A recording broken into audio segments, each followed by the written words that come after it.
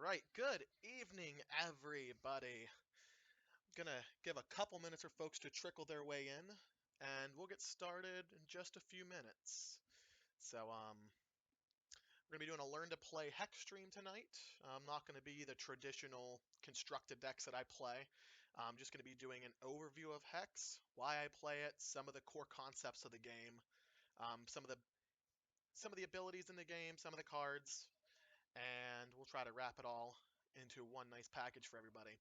Just as a note, if you're not able to watch the entirety of this stream tonight, it's going to last about an hour to 90 minutes or so. I am going to be putting the archives. They'll both be on my Twitch page and they'll be on YouTube. I'm going to make sure to upload that right after the stream tonight. Um, so I will be right back, and we're going to get started in just a few minutes. Thanks so much for watching if you're already here, and if you're not, well, I'll see you in a couple minutes.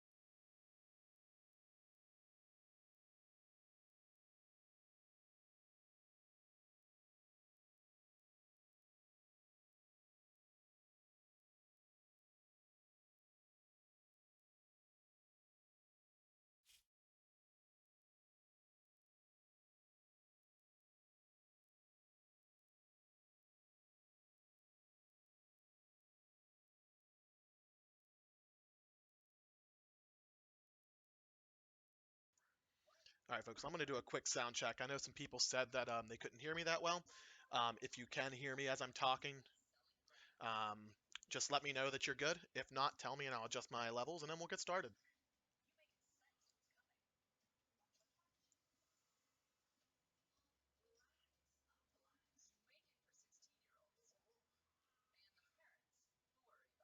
A little better, but audio is maxed out. All right, let me up my mic volume a little bit. Sorry about that. Let's do a mic check again. 1, 2, 1, 2.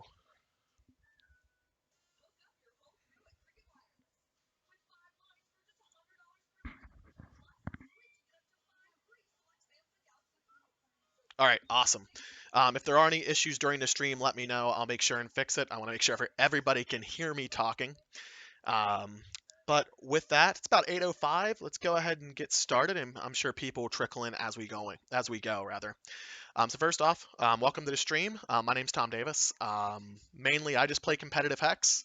I have a great love of the game. One of my biggest goals with Hex is based on the community that I see. I just want to grow it because I feel like Hex is a very great game that just needs more advertising, just needs a bit more of a push to really set itself off. But in my opinion, I think it is the best digital TCG on the market right now for a lot of reasons.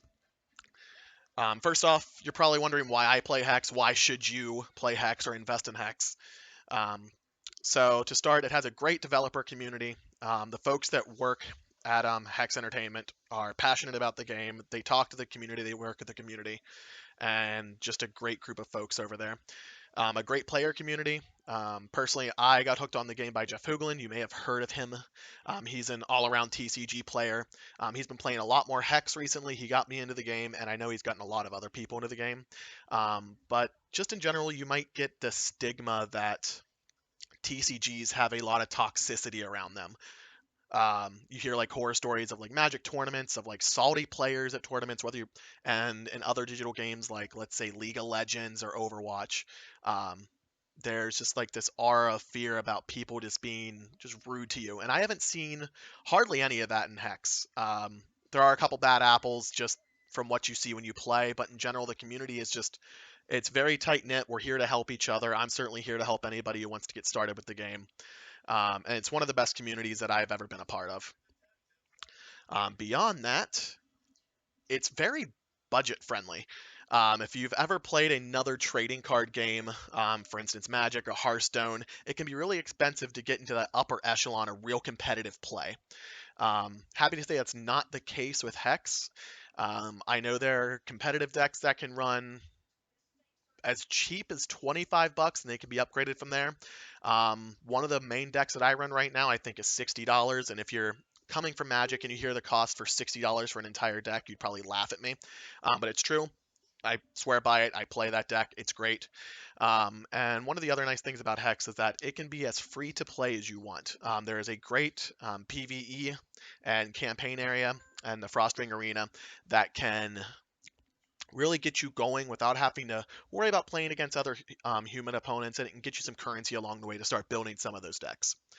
One of the other nice things is the game is entirely digital. There is no paper component, and what that means is that one, I can sit from the comfort of my own living room and play Hex for as long or as little as I want, and it allows for a couple really cool things that can't be done in a paper game, and I'll get into that a little bit more later on. So with that, let's get started on what the game consists of. So first, I kind of want to talk about the resource system and the threshold system. So in the game, and I'm going to pull up just a collection of cards that I wanted to show off during the Learn to Play section today. The game consists of, at its core, 5 main shards. We have Wild, Blood, Diamond, Ruby, and Sapphire. And again, if you're coming from Magic, and I'm going to be referencing Magic a lot because it was the first trading card game I played, you might recognize those colors as white, blue, black, red, and green. Those are the 5 core shards of the game. They each have their own kind of subset to things. For instance, Wild kind of promotes like ramping and growing into very large creatures. Blood promotes like destroying other people's creatures and generally doing things to disrupt your opponent's board. Diamond represents kind of like a purity and what all is good in the world. It wants to get rid of evil. Ruby is focused on pure power, dealing damage to things. And Sapphire is all about intellect, cunning.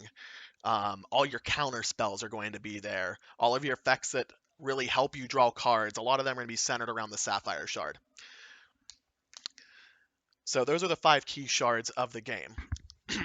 Now you probably want to know like what's the basics of one of these cards. So let's get into that. Let's start with the threshold requirements, and I'm going to bring up a very basic card here. Wakazashi War Bunny. The name's not basic, but the card itself really is. So I just want to get into what each part of the card is. So at the top left corner here is the resource requirement. So it's the amount of resources you need to actually play the card in the game. And I'm going to get into like a very basic test match in a minute to show you where all of that is. All right, you have the name of the card. Again, this is Wakazashi War Bunny.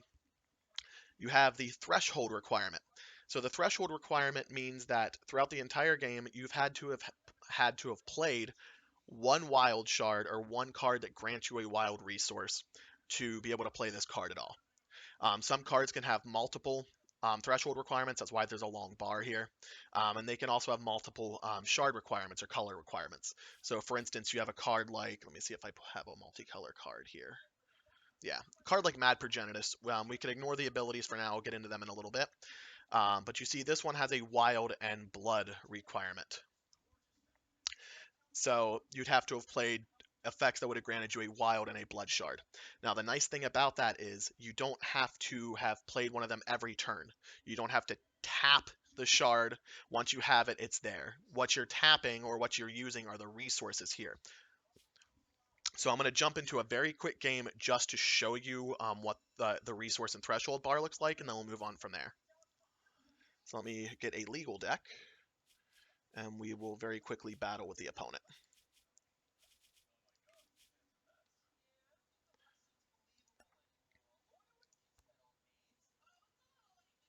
So we're just going to play, let's just play a very basic deck here. We'll play a monocolor deck. I built this a while ago. I don't know how good it is, but we're just going to play it for the sake of having something to show you for the bottom bar, and I'll show you what the bottom bar is in just a second.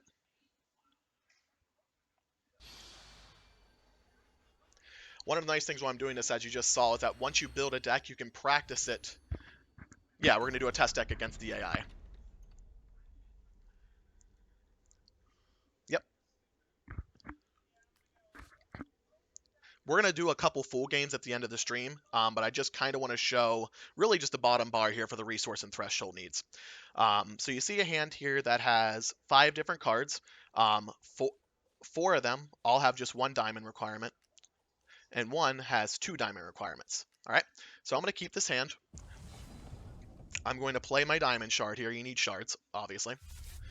And what this is going to do is going to give me 1 resource and my diamond threshold. So that means for the rest of the game, I can play any card that has a single diamond threshold here.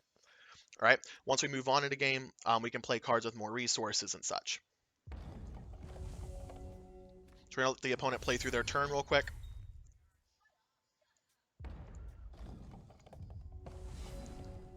And now that we play the second diamond shard, we can now play any of the cards in our hand as long as they have 2 resource cost or less, because we have currently 2 of our available resources out of the 2 maximum resources that we have total.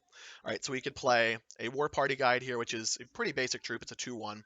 Or if the opponent were to have creatures, we could play, let's say, Decree Banishing, and I'll get into what a constant and what all these effects do here in just a little bit. But I just wanted to get a quick overview of the resource bar here.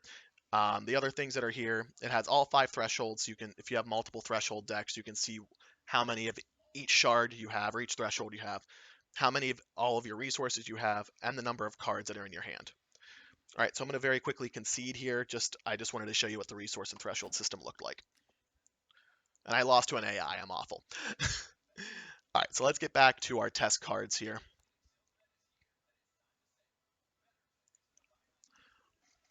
And let's go back to the basics of this card. All right, for Wakizashi. Also, if anybody has questions during the stream, I do have chat open. I know it's on a bit of a delay, but feel free to shoot questions. I'll answer them as I get them. Wakizashi War Bunny, again, 3 resource, 1 wild threshold requirement. Once we go below the art here, which the art is great in this game, there are a couple things on this line here. I'm going to go left to right, and I'm going to start with the faction. So some cards have a faction. There are 2 factions, Underworld and Ardent. Underworld is kind of the like evil, if you want to just be very basic, the evil faction, and the Ardent folks are the, good faction, the good guys of sorts. Some cards are factionless. That's also fine. There are some effects in the game that have requirements of you have to have so many Ardent cards or so many Underworld cards and so on. So that's what that really represents. All right, next to it is the type of card. This happens to be a troop. It's a thing that can fight. All right, I'll get into all the different card types as we go on, but basically you have actions, which are kind of one-off things that you can do. Underworld is just misunderstood. Exactly, champion. So you have an action, things that you can do one time. You play 1 card. For instance, you could have a card that says, "Hey, draw a card." It's not a troop. It goes away once you play it once. Constants are abilities that stay on the battlefield. Once you play it, it has an effect that lasts until it leaves the battlefield. The same can be said for artifacts. And then there are your troop cards. We can go into a little bit more. Oh, they win the first war. Yep. I'm not too much into the lore. I think Ardent, I think good guys. All right. Next to the troop, you're going to see. Yes, we can. All right. So next to the troop, you are going to see. It's called the card type, and the card type can consist of a race and a class. So the races, there is a full list of races. This is one of them. This is Shinhair. I think of them as the bunnies. The full list of races are human, elf, coyote, then coyotes, orcs, dwarfs, necrotics, Shinhair, which we just talked about, and Venom. Venom are like the spiderly folks. All right. Next to the race, some cards don't have a race, and that's fine. Is the card type class. So this is a warrior, for instance. And the different classes in the game are mage, clerics, rangers, rogues, warlocks, and warriors. All right, let's go back to our war bunny here. To the right of that, if you play Magic, you're probably familiar with the rarity of a card. There are 5 different rarities, 4 very widely used ones, and then a 5th one, which is like a promotional card. Promotional cards don't have a set rarity; they're usually just alternate copies of a card that already exists. But in general, you have common, which is the card that we have right here, which has a white symbol. Uncommon, which let me see if I have an uncommon card here, which has a green symbol. A rare card, which has a blue symbol. And a legendary card, which has a red symbol. All right, you can kind of imagine the rarer the cards get, the harder they are to find. They get to be a little more expensive, but they also get to be way more powerful.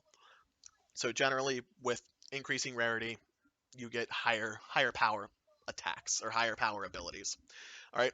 Also baked in to this rarity is the set symbol, and there are 6 different sets right now in Hex. So if you mouse over one of these, you'll see that the set that has a skull is from Scars of War. When you can mouse over it, it's a rare card from Scars of War. And there's 6 sets. Each of them has their own unique set symbol. For instance, Blamsmith. Let me get rid of the full art part. This is from Hero Fall. Hero Fall kind of looks like a scope. And I can go on with the sets, but I think you get the idea. All right. Also on a card are any number of effects or abilities that can affect the game or can affect a troop itself or other troops. And I'm going to get into abilities here in just a little bit. Just want to go over the basis of what you could see on a card. All right. We've already talked about rarity. And then for your troops, you're going to have a power or attack and a toughness or a defense. So in this case, the Wakizashi War Bunny has 2 attack and 3 defense. Attack and defense is used in combat to determine how creatures live and die.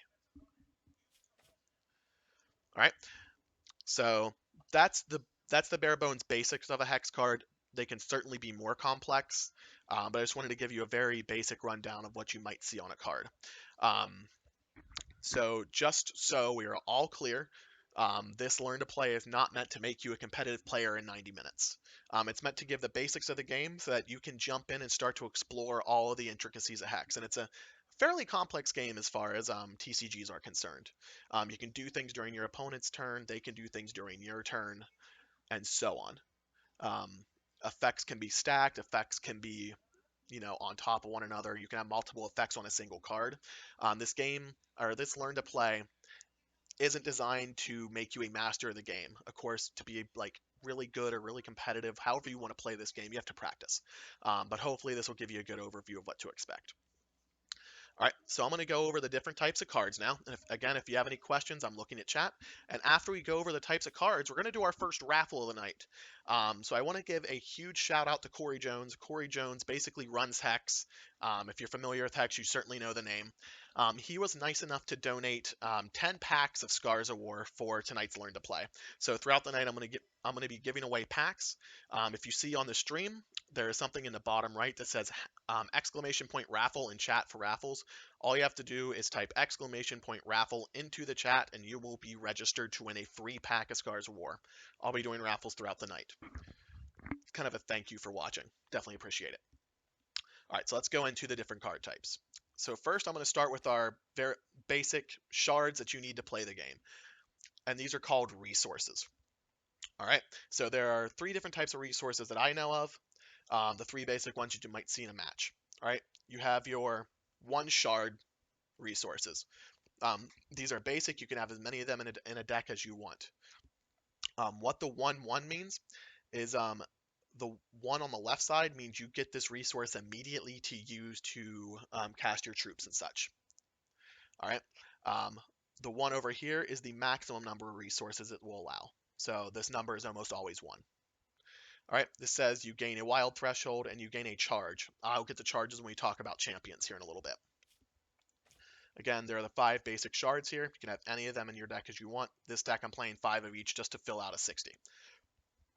All right. Then there are a set of cards called Shards of Blank. And what these do is they will give you a choice of 2 different thresholds. So this one gives a choice of diamond or ruby. So depending on how your hand is or how your deck is, you might want to have either of those. Um, do note that this is a 0/1 resource. These shards we often refer to as the slow shards colloquially. This is because while they give you a resource long term, you don't get to have that resource on the turn you play the shard. That's what the 0/1 means. All right. And then afterwards, you have your wells. Wells are very similar to shards in that you get a choice of threshold, but you already have to have one of those thresholds to gain the other. So if I have a ruby, I can gain a diamond. If I have a diamond, I can gain a ruby. If I have a ruby, I can gain a ruby, but that really doesn't do you a ton of good unless you have multiple shard cards that you need like 2 ruby. All right, this also gains you a charge, and you can use the resource immediately. Note that these cards are a bit rare because you get the dual shard effect immediately. And these come in all the different combinations. If I pull up all the wells here, there are 10 different ones, and they each correspond to each of the different possible combinations of shards. All right, so that's a quick lowdown on resources. Now I'm going to go to the next type of card, which is an action. There are 2 types of actions. There are basic actions and there are quick actions. Now, when I say basic action, let's look at a card like Cremate. Put it back in the deck. Where's my Cremate? There it is. All right, so if I look at Cremate here, you see that it is a basic action. It is a common. It costs 1 resource and requires 1 ruby threshold to play. All right, so a basic action means you can only play it on your turn, or more specifically, when you have priority. And the 5-second conversation on priority without getting into a huge chat is basically when you when you play an action, your opponent gets a chance to respond to that action with something of their own. And vice versa. If your opponent does something, you have the chance to respond by, let's say, casting a quick spell, activating an ability, and so on. But a basic action is something that you can only play when you have priority. That's usually just on your turn. All right. I'm not going to mention the coins for this basic learn to play. If people want to use coins, they can look at more competitive decks because they play them a lot. That's a good question. The coins exist. They are a type of resource. If you want to look them up, you can. Good question, Tron. All right, so Cremate is a basic action that we'll get into Scrounge a little bit. I have a list of all the abilities that I want to go through. So this is an ability, but the main action here is that it deals 2 damage to a target champion or troop. So if you're in a magic world, 2 damage to target creature or player, so on. All right, an example of a quick action that I referenced a little bit ago is a card called Hero Fall. Hero Fall is a very powerful card. It's played in a lot of decks right now. It is a 3 resource card that has a double blood threshold. You need a bit more devotion to blood to really play this card. But a quick action, you can play it in response to anything when you have priority, when your opponent has priority, and so on. You can play it basically at any point as long as you are responding to something your opponent is doing or it is your turn. All right, so Hero Fall, again, with blood, you have a lot of destruction effects, a lot of destroy troop effects. So this is one of the rarer cards in the game. It's a very powerful effect, but it's just to highlight that quick actions exist. All right, the next type of card that we're going to go into is a constant. And to help me illustrate constants, we're going to bring our good friend Dread Harvest out here. All right, so a constant is a card that stays on your battlefield after it is played. So it has some type of effect. Sometimes it has other abilities. This has a deploy ability, which again, I'll get into the specific abilities here in just a little bit. This has an ability that stays on the battlefield that says when you gain a wild threshold, you summon a Dreadling. So anytime you play a card that gives you a wild, you get to summon this little dude, which is it's a fast little creature that it has to attack and it sacrifices at the end of the turn. Usually they're just very quick attackers. They can attack into your opponent to deal some quick damage and it's gone. Different constants obviously have different effects, but this is a basic one that sees a fair amount of play, so I figured I'd use that as the example. Plus it has a pumpkin on its head. You can't really go wrong. That is pretty much it for constants. Other constants do more advanced or powerful things, but this is a good basic example. Another type of card that is similar to a constant is an artifact. And artifacts can also be troops. They are shardless, so they usually don't have a threshold requirement, but others act like constants in that they stay on the battlefield until they are removed. An example of that is Gravebane Vial. It costs 2 resources to play, but has no threshold requirement, so it can be played in basically any deck. And again, it has one or more abilities that will basically affect the card. So you can sacrifice this card to get rid of all cards in your opponent's crypt. They say opposing crypts for multiplayer play, which hasn't come about yet, but is on its way. But again, just like a constant, it stays on the battlefield until either it's removed by an effect, such as a sacrifice effect, or the game ends. Pull my chat back up. Sorry about that. Let's see, where are we? All right, so we just talked about artifacts, and now we're going to talk about troops.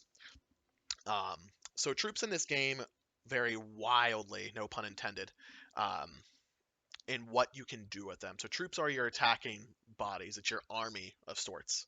Um, Troops can do any number of things. They vary in power level. They vary in what they can and can't do. But they are the cornerstone to dealing damage to your opponents. All right, so I'm going to show 2 kind of classic examples in the game. These are our Crusaders, and this is to highlight just how the Ardent and Underworld effects work. So I'm going to start with the Ardent Crusader here. The Ardent Crusader is a 3 resource, single diamond threshold requirement. You see the Ardent faction here. It's a 4/4 troop. We'll get into sockets here in a little bit. You can ignore that for now. And again, I mentioned at the beginning of the stream that one of the nice things about being a digital TCG is it can have certain effects and requirements that are either very hard to maintain in a paper environment or it's just impossible to do. So for this case, you can only play Ardent Crusader if you have at least 10 differently named Ardent troops in your deck, including the Ardent Crusader. So if I were to try and play my Learn to Play cards here, it would be an illegal deck, obviously. Um, but that's just one of the nice tweaks to deck building. Certain powerful Ardent cards, you notice this only costs 3 to play, but you get a 4/4 with a socketed ability, which I'll, again, go into in a little bit. But there are some strict requirements to doing so. Its Underworld counterpart is the Underworld Crusader, aptly named.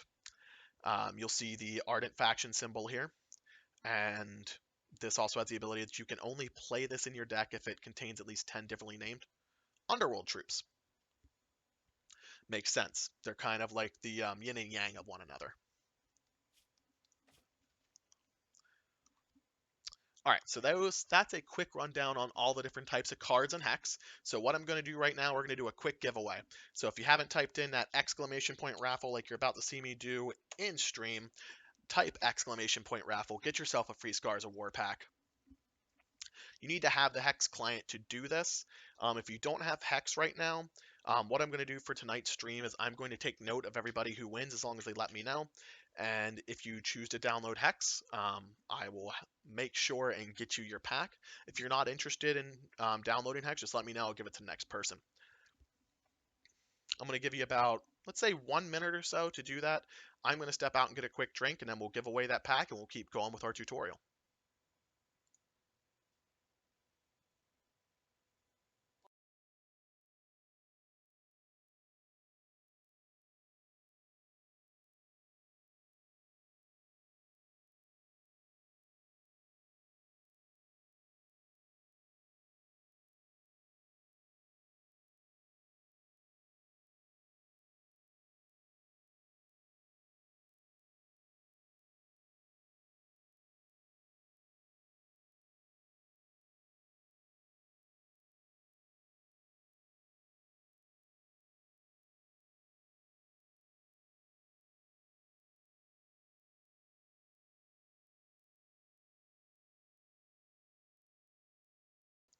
Toxic's everything is happening. I'm playing with cats. They're running after me. Everything is great.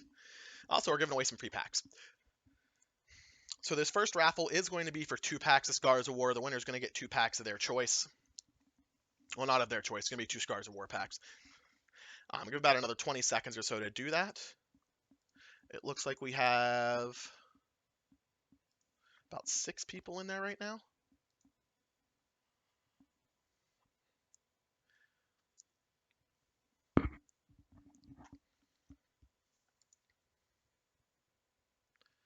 All right, give about 10 more seconds. We're going to give away that pack in 10, 9, 8, 7, 6, 5, 4, 3. Last chance to get in. 2, 1. And the winner is Toxics. You're following the stream. Thank you for following. And if you haven't followed that stream, but you're interested in more Hex content, that's the majority of what I do on my stream. So feel free to give that stream a follow. It is free for you, and it's great for me to share my content with other people. Toxics, congratulations on your pack. Just let me know your in-game name if you play Hex. If not, just let me know, and we will chat afterwards when you get the client.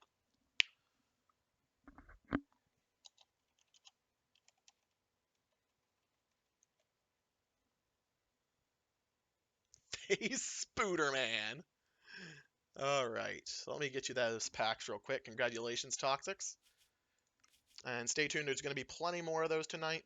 Again, thank you to Corey Jones from Hex for providing these packs. Definitely appreciate it.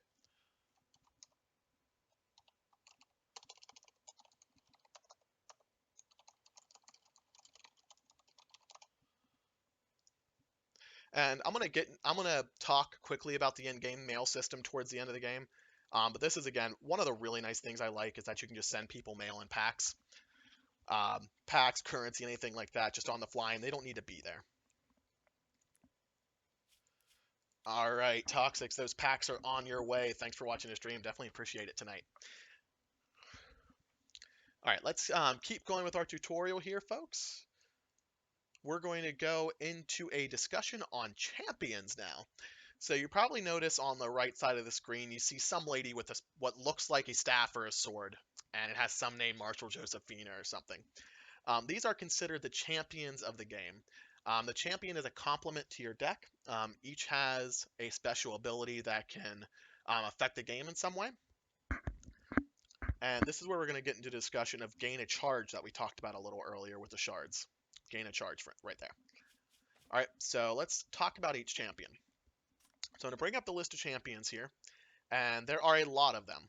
I don't know the exact number. I think there's 75 across the game. Not all of them can be played in standard, and I'll talk about rotations towards the end. That's more of a PvP topic. But there are a lot of different champions you can play in the game. Each has its own unique abilities and such, but just basics of the champion. So a champion will always have a power of some sort. In the case of Marshal Josephina, she has a basic ability. Basic essentially means you can only play it again on your turn when you have priority. You have to have a diamond threshold to use it, and it costs 4 charges. So you have to have played 4 cards that give you a charge. All right, and for Marshal Josephina, a target troop it can't block and it can't attack until the start of your next turn.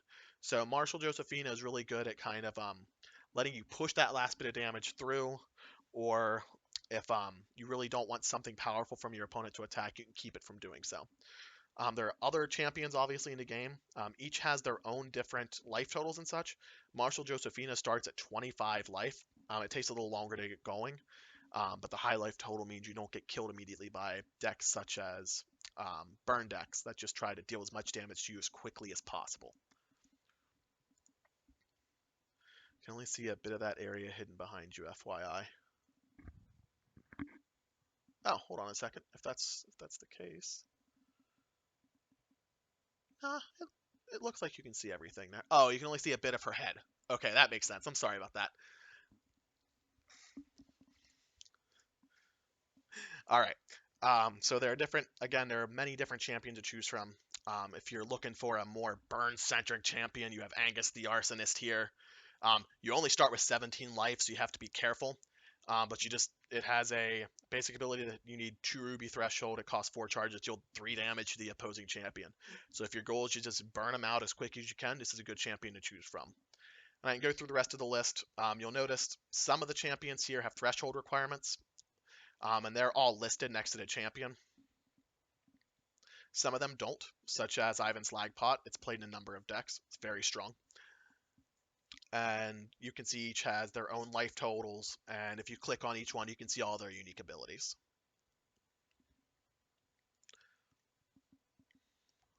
All right. So, does anybody have any questions on what I've gone over so far?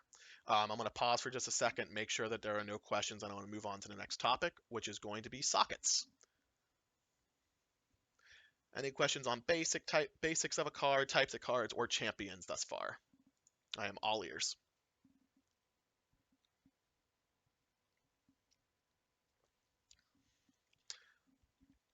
While we're waiting for that, I do just want to thank everybody who's tuning in right now live on Twitch or who's going to be watching later on YouTube. If you're watching on Twitch and you want to see more of that content, feel free to give that follow button a click. I play pretty regularly. That's correct, Andy. Champions don't cost any money. You get them. In the PvE modes, which are like the campaign modes to play against the opponent, you actually make your own champion and you go to battle. But in PvP, there are specific champions that do specific things. I have not paid a cent for a champion.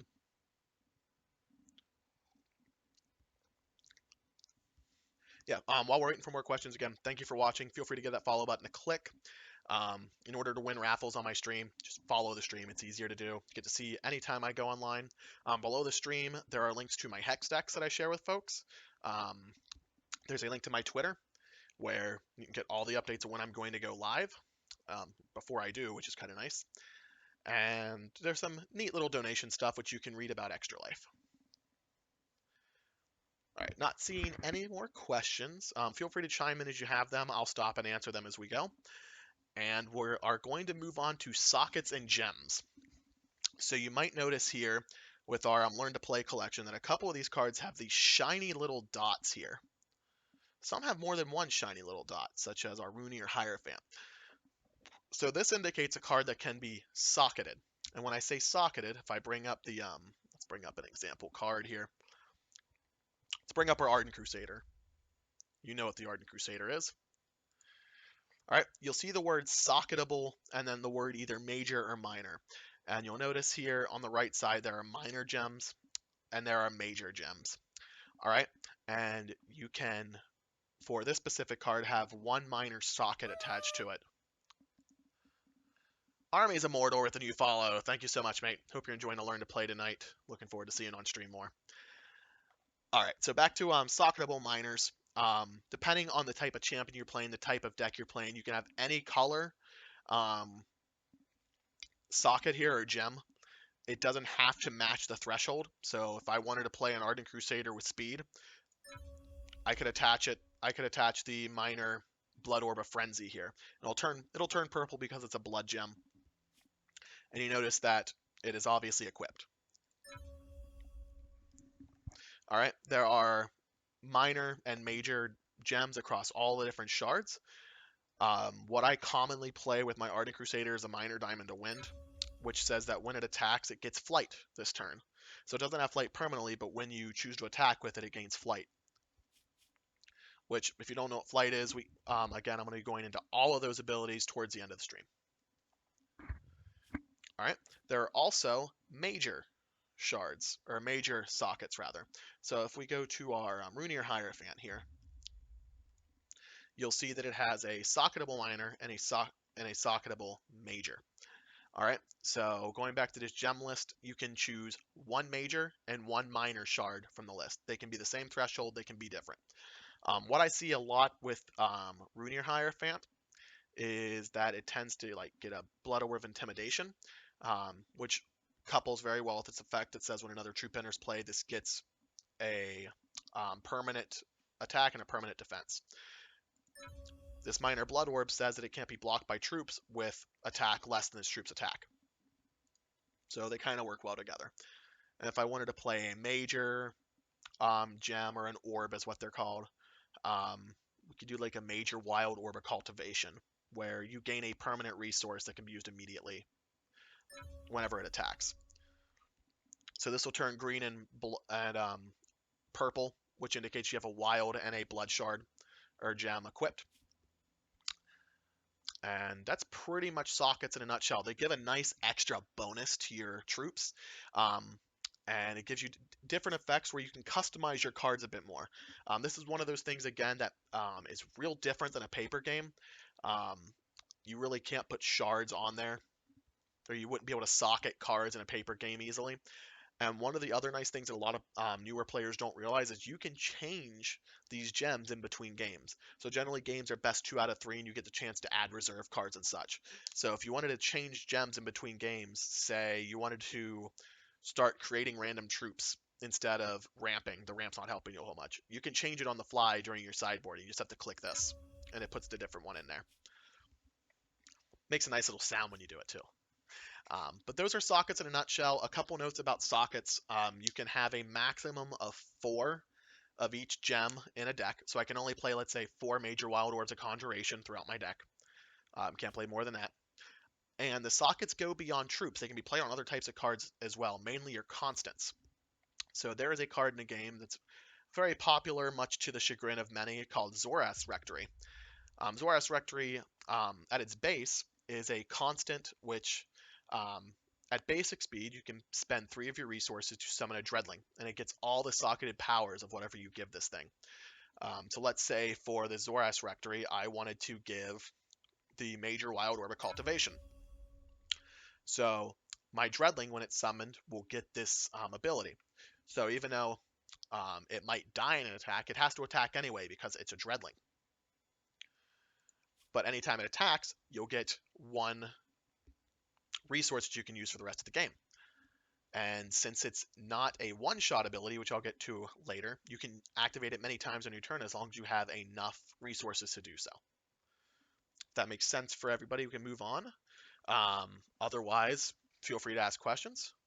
Any questions on sockets? I think we're going to do another quick raffle here because the next ability, or the next section, is on all of the abilities, which is going to take a while. So if you haven't, or if you have, go ahead and retype in that exclamation point raffle. I think my giveaway client erased you all by mistake, so I don't want you to lose out on packs. So again, just exclamation point raffle. That command is in the bottom right of the chat, and I want to thank everybody for watching right now. And we'll be getting into abilities in just a second. But first, get yourself a free pack. Give a few seconds to do that. Feel free to ask any questions while I wait as well.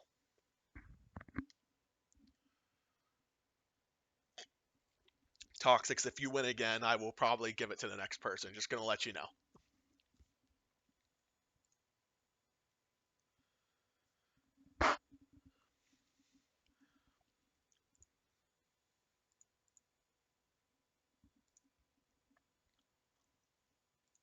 Give about 30 seconds here, folks. F5 Shooter, thanks for joining the stream tonight. Everybody else, thanks so much. Definitely appreciate the support. Glad to be hosting this Learn to Play session.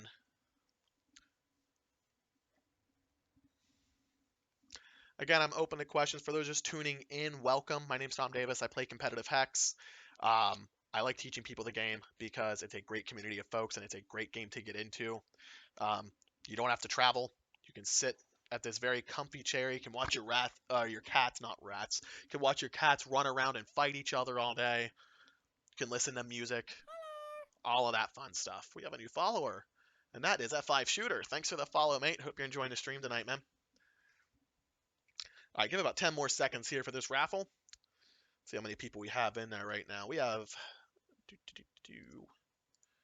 7 people in there right now. So if you haven't signed up yet, now's a great time to do it.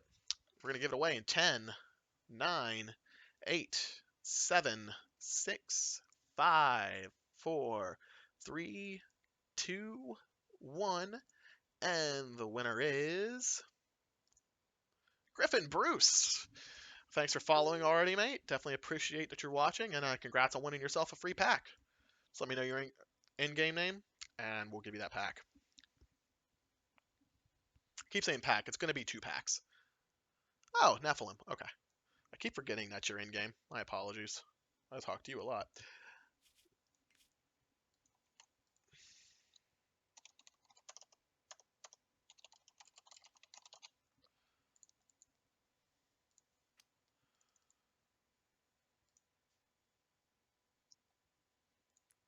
There we go.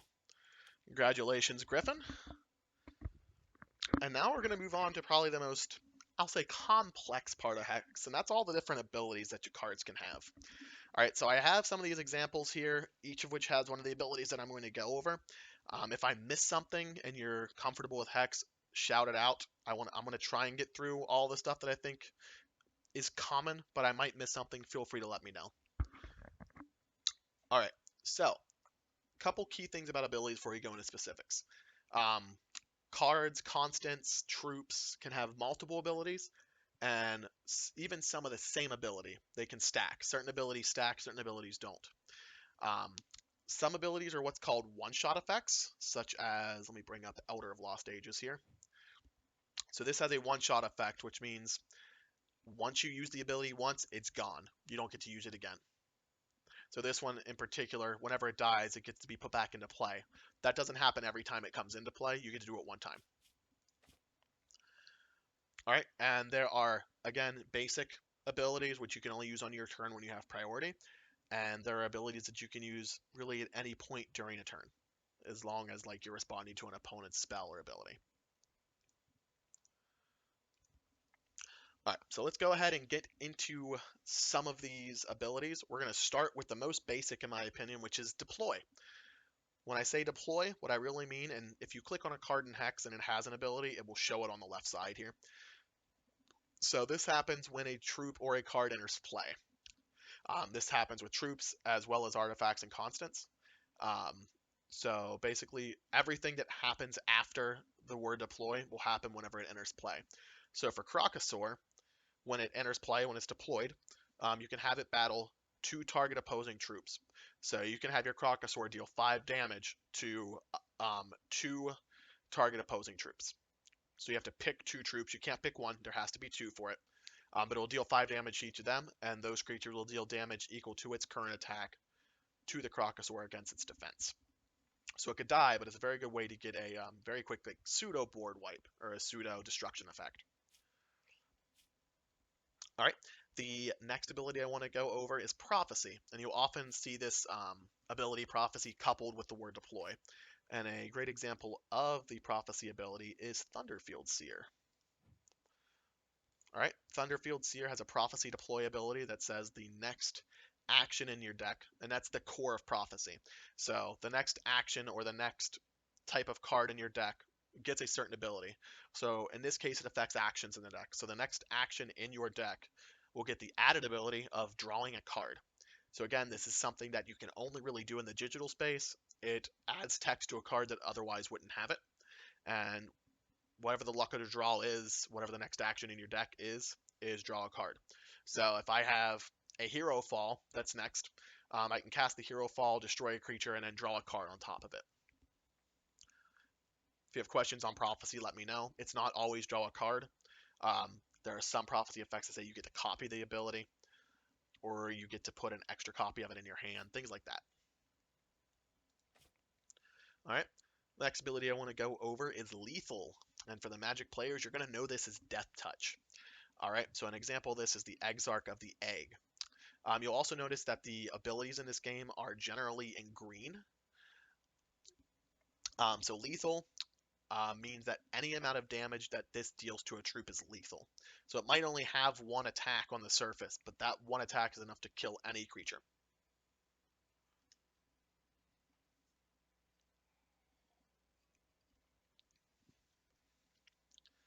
All right. You also see how these things are starting to come into play. You see the ability here. For instance, when any other Venom, this is a race again, when a card of a Venom race enters play under your control, you get to create 2 Spiderling eggs and just put them into your opponent's deck. All right, any questions on the ability so far? We're going to get into some nice crushing abilities next, and we're going to go to our good friend Mama Yeti. All right, Mama Yeti's art is essentially a mama about to rip apart somebody that messed with her baby. All right, now Mama Yeti has 2 abilities, and as I mentioned, cards can have multiple abilities. So this card has speed and crush. We're going to focus on crush here. We'll get to speed here in just a few minutes. So Crush, if you play Magic, and I'm going to make, again, a lot of analogies to Magic. Crush is similar to Trample. And it really says it right here. If this creature deals more than fatal combat damage to all troops blocking it, which means, let's say the total number of troops blocking it has fewer than 5 defense total, any extra damage will get assigned to the champion, or your life total, basically. So let's say I attack with this 5/5 speed Crusher, and all you have is a lowly 1/1, or a 1 attack, 1 defense to block with. That creature will die, and the remaining 4 damage will get sent over to your champion, or sent over to your life total.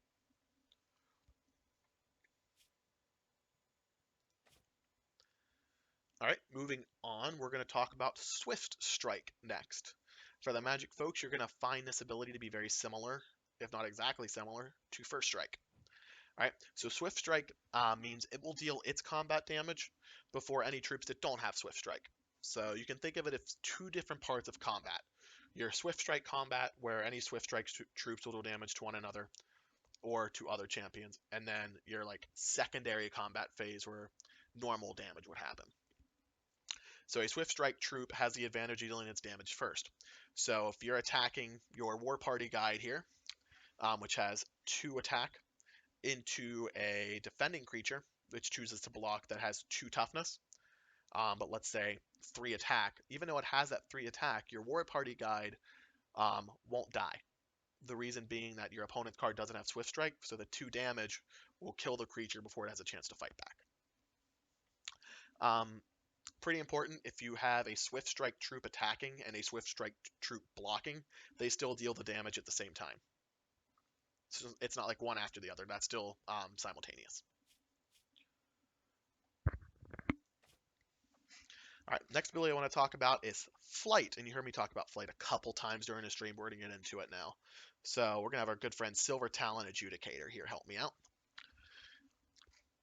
All right, Silver Talon has Flight, which essentially means it's just like flying in Magic. It can only be blocked by other troops with Flight, or, and this isn't mentioned here, there's another ability called Skyguard, which creatures of Skyguard can block troops with flying.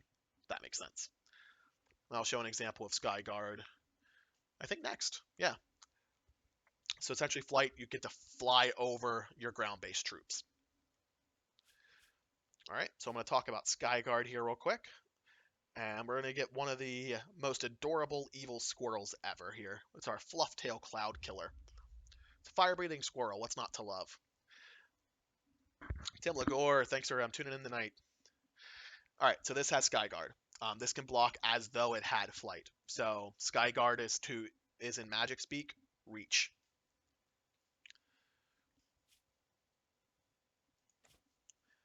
All right, moving on. We're going to talk about Life Drain next. And I think I have a Vampire Princess here who wants to show us Life Drain. All right, we don't have to worry about the novel text. It's a very powerful effect, but I'll let you read that on your own. All right, so this has Life Drain and Flight, so it would fly over. And it also has the ability Life Drain, which essentially reads that damage dealt by this troop also causes the controller to gain that much health. So for Magic folks, this is Lifelink. If you deal damage with this creature or this troop, you get that equivalent amount of attack added onto your life total. NJS, how you doing tonight? All right. I think we're about halfway through the abilities. If anybody has questions now, let me know. I'll briefly pause for that, and then we're going to keep moving on. We have about probably 8 or 9 more abilities I want to get through. Oh, my cat is in the background. Everyone say hi to Riley. Riley's a cute, destructive cat force. Come here, Riley. You were mentioned on stream. You get to say hi to everybody. Come here. Say hi, Internet. Let's not say attack Tom. Let's say hi, Internet. Don't kill me. Don't kill me. Alright, say bye so I can let you down before you kill me. Bye. Alright. There we go. That is Riley. Riley's a cute cat. I have another cat roaming around here. She actually came right by, so we can say hi to River real quick. There's River. There's my other fluff ball. And she wants none of it. Alright, bye. All right, I'm not seeing any questions, so I'll go ahead and continue on with our ability discussion here. And we are going to continue on with Steadfast. Steadfast is a very powerful ability, and a good example of this is our Martyred Saint. Martyred Saint has Steadfast, which means it won't exhaust when it attacks. So normally when you attack with a creature, it gets turned sideways, which means it can't block. So this doesn't do that when it attacks. It just attacks through and it stays, I'm going to call it upright. It just doesn't exhaust, so you can block with it during the next turn. In Magic speak, this is Vigilance. All right, this also has a sweet ability where all of your other Ardent troops get Steadfast and an attack and defense buff. That's what makes it, in this case, legendary. Very powerful card, but Steadfast on its own just means that the creature is Steadfast doesn't exhaust. It doesn't tap when it attacks.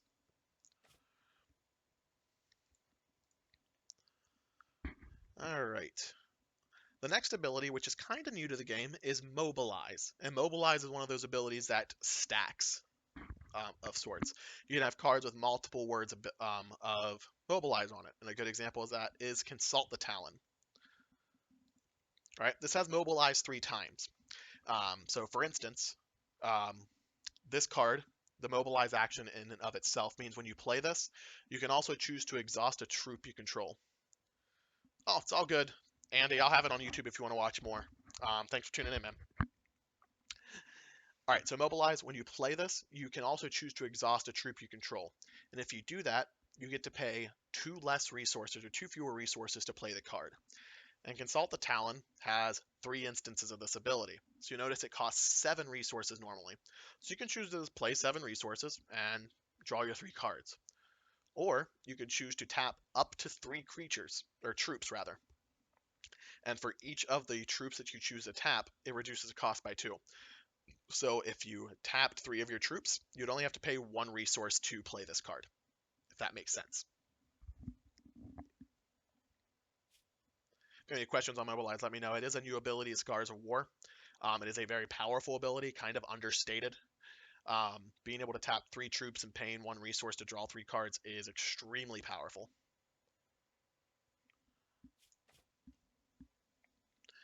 All right. Next ability that we're going to talk about is Rage. You probably imagine Rage is mostly on the Ruby card because you want to deal damage quickly. And in this case, our Scapegoat wants to deal all the damage possible. So Rage is an ability that has Rage, a comma, or a colon rather, and then a number. So in general, I'll say Rage X, which when a troop with Rage attacks, it gets essentially an extra X attack permanently. So our Scapegoat has Rage 1. So every time it attacks, its attack increases by 1. So if you attack multiple times with the Scapegoat, its attack is going to go steadily upwards. So if you attack 3 times, it's going to become a 3 power, and so on. It's not a temporary effect. It stays on the troop until it is removed somehow.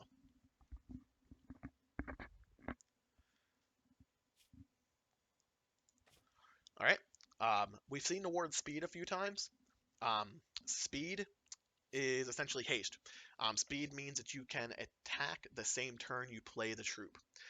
Matriarch of Flames is a great example of this. It purely has speed and a great ability to boot under it.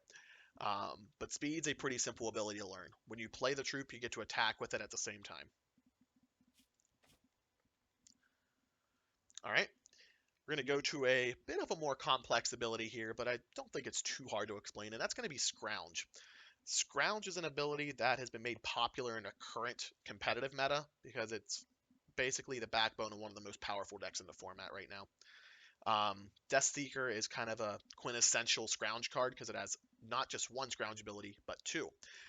And you can, if you have enough cards to Scrounge, you can use both abilities. So Scrounge says that as an additional cost to play the spell, so you only get to Scrounge when you play it or cast it, you can void some number of troops from your crypt. It has to be troops, it can't be actions. So if you have troops in your crypt or your graveyard, you can choose to scrounge them away to get a bit of an extra effect with this Death Seeker. For instance, if I scrounge 1 troop out of my crypt, this gets Rage 1, and we just talked about Rage. All right, if we scrounge 4 troops, we get an ability that when it dies, I get to put this right back in my hand. And that ability is permanent. You don't have to scrounge again. That stays on the card. And if you have 5 troops, you can choose to activate both. So in general, it's scrounging a number, which means the number of troops you have to void or take out of your crypt in order to do this. If you like decks that have a lot of graveyard interaction, Scrounge might be a really cool deck for you. Personally, I play the deck that focuses on Scrounge. It's great. I recommend it, but that's just me being biased. All right, next ability I want to talk about is Spell Shield. Spell Shield is inherently powerful, but it's not on too many cards. So you won't see it a lot, but when you do see it, it's pretty brutal. So an example of Spell Shield is going to be Gargalith. All right, it itself doesn't have Spell Shield, but all troops you control have Spell Shield when it enters play. So Spell Shield is very similar to what the Magic folks would know as Shroud. Or Hexproof, rather, not Shroud. Spell Shield means that this troop or any troop with Spell Shield can't be targeted by opposing cards and effects. So anything that targets a troop that you control, it can no longer be targeted. So your Gargalith can't get hero falled, it can't get destroyed, it can't get burned, nothing like that. And I see in chat, oh no, not Spell Shield. Gargalith has wrecked many a people in Standard because of its one-shot ability here. And this is going a little bit off stream. Is Gargalith has a one-shot ability, which you can only use once, thankfully. But as long as you have a wild threshold and it's in your hand, you can pay 2 resources, and a target troop that you control on the battlefield gets an extra attack and defense buff and Spell Shield. So in Hex, you can play abilities from your hand without playing a card, and it's a really sweet part of the digital design space. Anybody have questions on Spell Shield? A bunch of people seem to know what Gargalith is who play Hex. The deck is pretty gas. All right, we're going to move on to a simpler ability, which is Unblockable. And the card basically is what it says. It is unblockable. So unblockable means that it can't be blocked. So when it attacks, nothing can block it. Damage is usually going to get through. What's a good question? Why? Which is usually what somebody says after they get hit with a Gargalith. All right, next ability I want to talk about is Valorous. All right, so you notice the Ardent troops. Most of them also have ways to be Valorous. And there are also gems that grant Valors. I'm pretty sure they still exist. Or maybe not. Maybe I'm just wrong. Yeah, I'm wrong. Whatever. There's a card. I think it's Moonrise Elder. I'll bring it up real quick. Yeah. So Moonrise Elder, for instance, has a interplay ability that creates a Valor for each Ardent troop you control, and you put them in your hand. So a Valor gives a troop an attack and defense buff and the keyword Valorous. And while it has no inherent meaning, certain cards get more powerful for other Valorous cards in your deck. An example of this is Hero Legend. All right, so when an Ardent troop you control deals combat damage to a champion, you get to create a Valor and put it in your hand. Then, when Hero of Legend attacks, all of your Valorous troops get invincible this turn. Oh, it is. Thank you, Marty. It is a minor ruby socket. I play it on Blamsmith. So Valorous troops get invincible. So invincible, it can't be damaged or destroyed. Really powerful in combat. So it's not the only thing that you can do with Valor. That's just the example of Hero Legend. Sometimes you might have effects say Valorous troops get a nice buff. Valorous troops can't be blocked. I don't know if that exists or not, but it's just an example. So while Valorous on its own doesn't give the creature or the troop itself any abilities, they can couple with other cards that grant Valorous troops abilities, if that makes sense.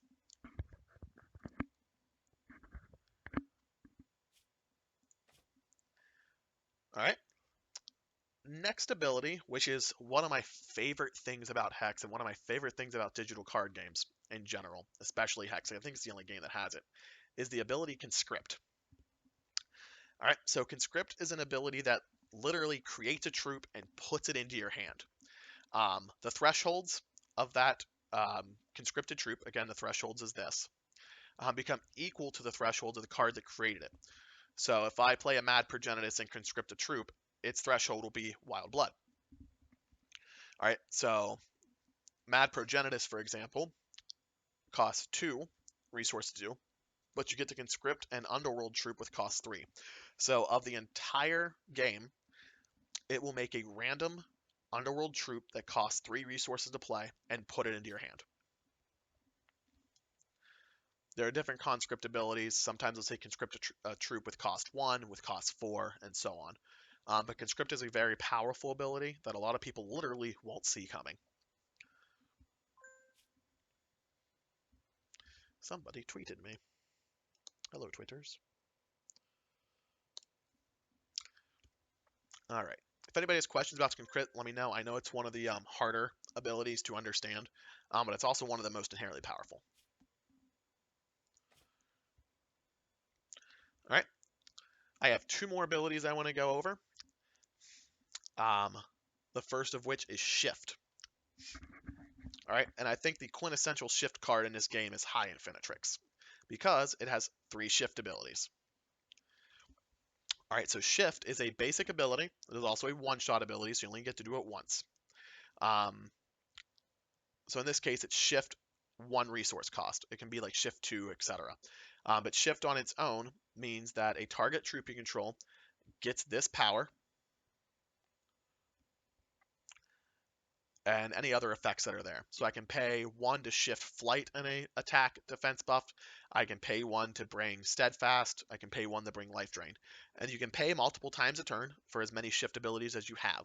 So I could give 1 troop a bunch of different abilities in the case of this card. All right. Of note, while the shifted ability is on this creature or this troop, before you shift anything over, it also gets all those abilities. So High Infinitrix starts as a 3/4 instead of a base 0/1 that you see here with Flight, Steadfast, and Life Drain that you can then shift all the abilities over. All right, this also has the added ability that when you play a troop of the Necrotic race, you can revert this card. And that's the last ability I want to talk about, is Revert. All right, so reverting means literally what it says. You revert the card to whatever it was when you initially played it. So if you play a Necrotic card, all these abilities come back. You can then shift them onto other creatures and make them more powerful and so on. There are certain effects in the game that transform troops into either stronger or weaker troops. A good example of that is Transmogrifade. When you made the deck, thank you, Tim.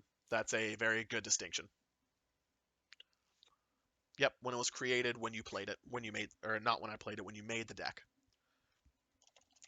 So there is a card in the game called Transmogrifade. And Transmogrifade, just to show what a transform is you essentially transform troop into something random with cost -1. All right, so if one of your troops get transmogrifaded, you can, and you have an ability that lets you revert it, it'll revert back to what it was when you made the deck.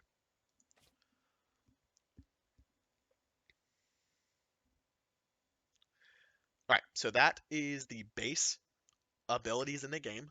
If I missed any that you want to go over, let me know, but I think I caught most of the important ones. I'm going to give just a pause here. Also, if you haven't signed up for raffle, please do it now. We're going to give away another 2 packs right after we answer some questions here. I do want to thank everybody for watching. If you're just tuning in, my name's Tom. I play competitive Hex, and this is a Learn to Play Hex session. Give a little bit of time to sign up for our raffles here. We have about 8 people in there right now. If you want yourself a chance to win 2 Scars of War packs, do sign up, ! Raffle. We're going to give away 2 Scars of War packs. Hey, Intangible Hawk, how you doing? We just got done going over abilities.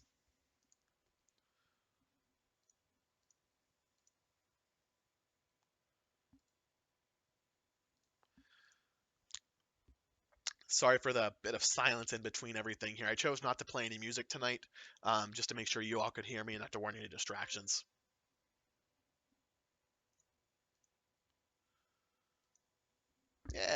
doing a little Hex tutorial tonight.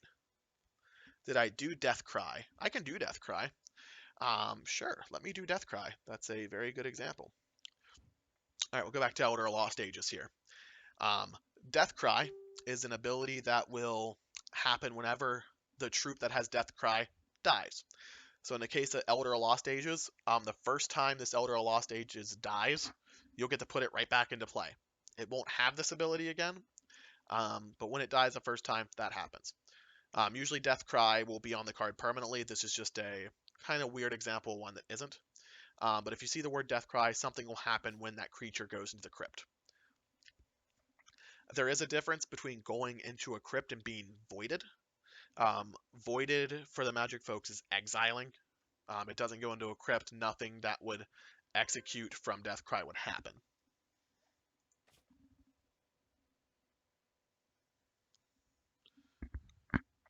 Thank you, Tron. Appreciate that. And we're going to go ahead and give away those 2 Scars of War packs in about 15 seconds, so make sure you get that exclamation point raffle in.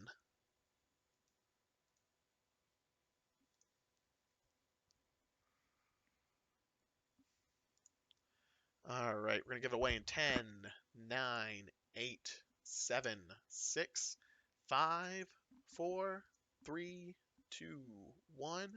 And the winner is Armies of Mordor, a new follower tonight. Definitely appreciate it, man. And you're going to get yourself a free pack. Isengard, I like the name. Let's go ahead and get that pack headed your way. Or packs, rather.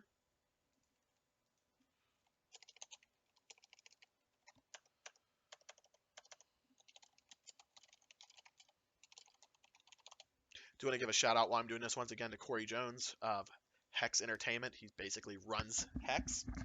He provided us with some free packs to give away tonight. So many thanks to Corey.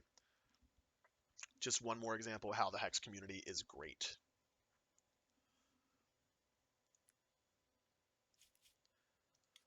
All right, those packs are on your way, Armies. Thanks again for entering.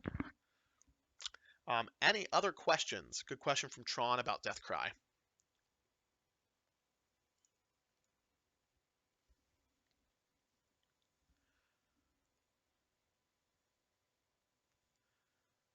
All right, so now that we're done with abilities, we're going to get into a couple nitty-gritty things. Not too nitty-gritty, but just different cards that I haven't gone over yet that you might see in play. And then we're going to go over some of the different parts of the Hex game itself. After that, if you want to stay joined in, I'm going to play a game with one of my constructed decks, just to give you a feel for what gameplay is like. It's going to be this Scrounge deck that I talked about. It's called Redlings. And that'll pretty much be the end of the stream. So let's go ahead and start with a card like Lasgar's Vengeance. Very popular, very powerful card, and it's an example of how Hex cards can change based on the game that's currently going on. So let's go to Lasgar's Vengeance here. So this uses the ability that's called Assault. So this affects the card that is in your hand. So when a troop you control attacks, if Lasgar's Vengeance is in your hand, it gets cost -1. So it's typically pretty good to have Lasgar's Vengeance in your opening hand. So each troop that attacks lowers the cost. So if I attack with 7 troops, the cost of Lasgar's Vengeance goes down to 1, which means you only have to pay 1 resource to get this effect, which is, quite frankly, insane. Lasgar's Vengeance deals 4 damage to each opposing champion and each opposing troop. Not one or the other, both. And the fact that you can attack with your troops to lower this thing's cost is extremely powerful. So that's just one of the examples of how a card's characteristics can be changed by actions that go on in a game.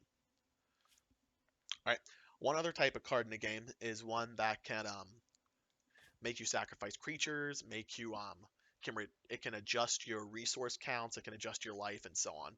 And I wanted to bring up Horrors of War to show that off in the most horrifying way possible. Did I put Horrors of War in here? I didn't bring it up. There it is. Horrors of War. All right, this is a good way to talk about X costs. So Magic has X costs as well. So this is 1XX. So if I pay, let's say for instance, 5 mana, or See, I was talking about Magic. If I pay 5 resources, the X value here would be 2, which would be 1, 2, 2, which adds up to 5. So whatever you end up making that X value, each champion has to discard a number of cards, sacrifice a number of troops, and lose a number of resources permanently. So it's not just troops and actions and life totals that can be messed with in the game. It can also affect your resource counts. So kind of why Horrors of War is very powerful. This is one of those cards where you have to be careful because it also affects you. So be careful when you play Horrors of War. It's powerful, but don't cost yourself the game by playing it. I know I've done it a few times.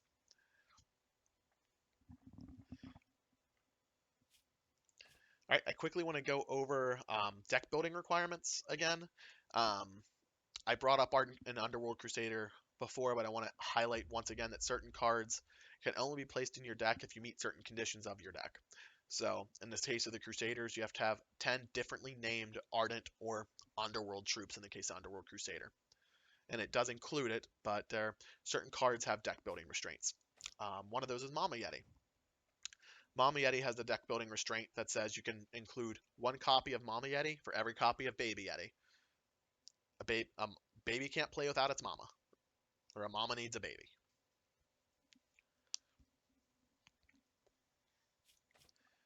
All right. So one other thing, I highlighted this just briefly a bit ago. Certain cards can also add other cards to decks. So cards that weren't even in your opponent's deck when you started the game, you can add to their deck. One of the examples of that is Exarch of the Egg, which I highlighted a little while ago. When a Venom enters play under your control, you create 2 Spiderling eggs for each opposing champion and put that into their decks. And a Spiderling egg reads that when it enters your hand or crypt, you put the top card of your deck into that zone, and an opposing champion gets a Spiderling. So if you draw a Spiderling or one gets put into your crypt, your opponent will then get a 1/1 unblockable spider. So that's kind of the advantage of playing cards that put these into your opponent's deck, so you can get some extra creatures. There are other examples of ways to put other cards in your opponent's deck, but that's just the one that I thought of for this tutorial. All right, so that pretty much highlights all of the key parts of cards and abilities in Hex. If anybody has questions, let me know. Otherwise, I'm going to go into the Hex client and just show you some of the things you can do in Hex itself.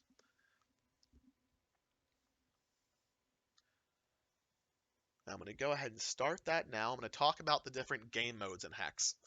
All right, there are 3 different types.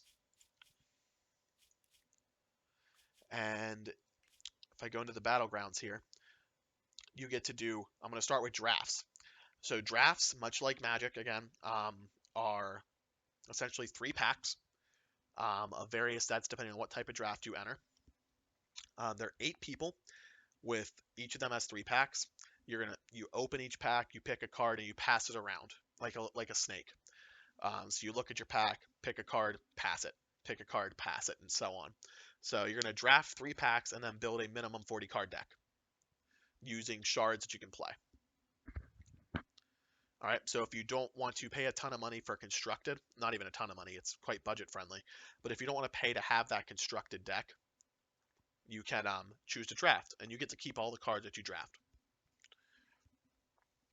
All right, the next mode is constructed, which I just kind of alluded to. Constructed is a format where you have to bring your own deck to the party. You build a deck, you play it against other people's constructed decks. All right, in doing so, you have to have a 60 card minimum deck. So you have to have 60 cards to play. That includes the shards that you play, with up to 15 what we call reserve cards. The reserve cards are what you play in between games. All right, there are currently 2 different constructed formats, Standard and Immortal. Immortal is kind of like, I don't know, Legacy, I guess you could say, for the Magic folks in the room. You can play cards from any of the sets of Hex that have ever been printed, which there are 6 right now. So that's 1 to 6. All right, Standard is similar, except that there are certain sets that you can't play from. We recently had a rotation where the first 2 sets of Hex went away from Standard. So right now, any of the cards that were printed in sets 3, 4, 5, or 6 are Standard legal, and they can be played in that format. Otherwise, the same deck building rules apply. you get to pick your champion and play against other people. It's quite nice. One of the great things about Hex is that for about 95% of your games, like unless you want to enter specific tournaments that might have a cost associated with them, once you pay for your deck, the rest of the game is free to play. And if you want to play the AI mode and play against computer opponents and get currency that way, you can grind your way up to the decks and not have to pay a dime. This game is literally as much money as you want to put into it, or as little money as you want to put into it. All right, the final game mode is sealed. Sealed means you get a set number of packs, 6, for sealed gauntlets. You open those packs, you build a deck with what you get, again, minimum 40 cards, and you face off, just like draft. You face off with opponents who also built decks out of those 6 packs that they had. There is one other sealed format in Hex, which is different than what you might see in other games, and that's called Evolving Sealed or Evo Sealed. You start with 2 packs, and you build a deck. You play against an opponent. If you win, you get another pack. And you take that pack, you add on to your deck, you make it better, and you keep going. Once you lose, though, your gauntlet's over. And depending on how you do in your gauntlet, you can win prizes. Yep, Intangible Hawk brings up a good point, which I was about to talk about. Competitive budget decks. He said the word grinding. I want to talk about what that means in just a second. It's actually next on my list.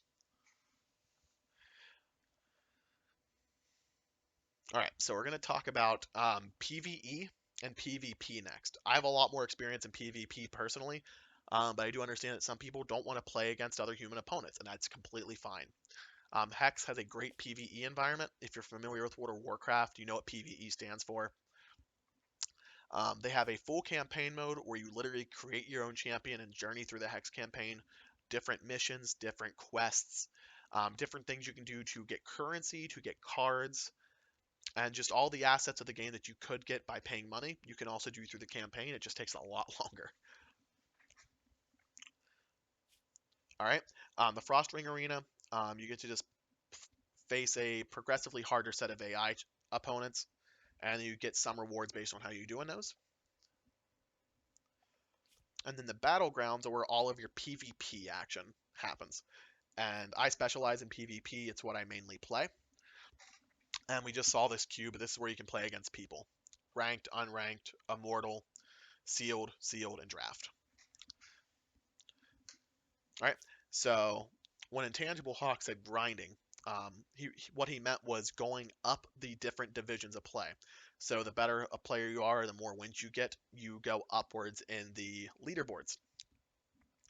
And those leaderboards, much like League of Legends, start with bronze. Most players start in bronze, and you ascend upwards: silver, gold, platinum, and cosmic. As you can see, I'm currently a cosmic player. I'm probably like 150th right now because I didn't play it all last week. And I don't play limited, so I'm bronze 5. With the exception of Cosmic, each division is broken up into 5 subdivisions, 5, 4, 3, 2, and 1. The higher the number is, for instance, 5 is the lower in the division you are. So you climb up bronze 5 to 4 to 3 to 2 to 1, and then you move up to silver 5, and then you keep going.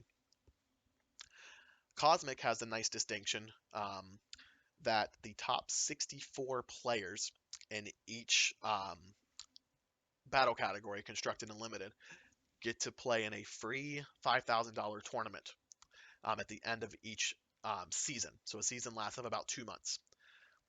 And it's a free tournament. It's very similar to, let's say, a Grand Prix in Magic, where you play 8 rounds or so. It's a long tournament, and then there's a cut to the top 8. That top 8 drafts, and then the winner of the tournament gets, I think, $2,000 or something for free. There's no entry fee.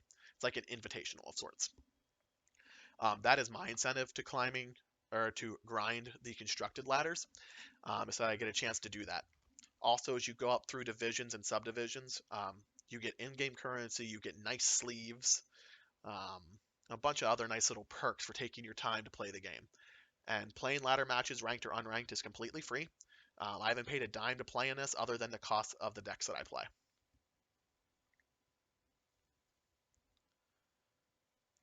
If you look at the constructed leaderboards here, it will list the top 100. I know a couple people from Jeff's stream on here. For instance, there's we just saw him. There's Nephilim.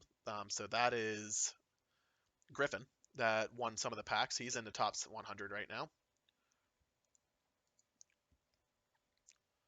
Matt Bamonte, who I know. Tim Lagore, I saw him in chat. That's probably him. Yep. And it just goes all the way down to 100. Now, once you get to 64th, those players get a chance to play for, again, 5K. If you are interested in playing competitive, I definitely recommend buying a deck. It's the quickest way of doing it. Yep. So again, I mentioned Redlings briefly. That's the deck I play. It's a competitive deck. It's not like I'm not making any deck building decisions to save money, but in and of itself, it is a cheap deck. I think it's around $65 or $70, which if you're in Magic, a $65 to $70 deck is insanely cheap. So there are also some great budget decks. I know Jeff Hooglin has a list on his Hex website or his blog that has budget decks you can play for as little as $5 to $10 that can actually help you grind up the constructed leaderboard quite effectively. You'll win a lot of matches with them, even though they're cheap. So it's much cheaper than Magic. It is one of the nicest things about this game. You don't have to sink a ton of money into it if you don't want to. But there are ways to make your decks more pimp, as it were, and I have a couple of those. For instance, a lot of the times when you were looking at me clicking cards, you'll notice that they were full art. And I like full art cards. Some of you don't, some of you do. But it gets extended art. And depending on the rarity of the card, sometimes you get to see a couple extra things that you didn't see in the base art. I think a great example of that is Vampire Queen.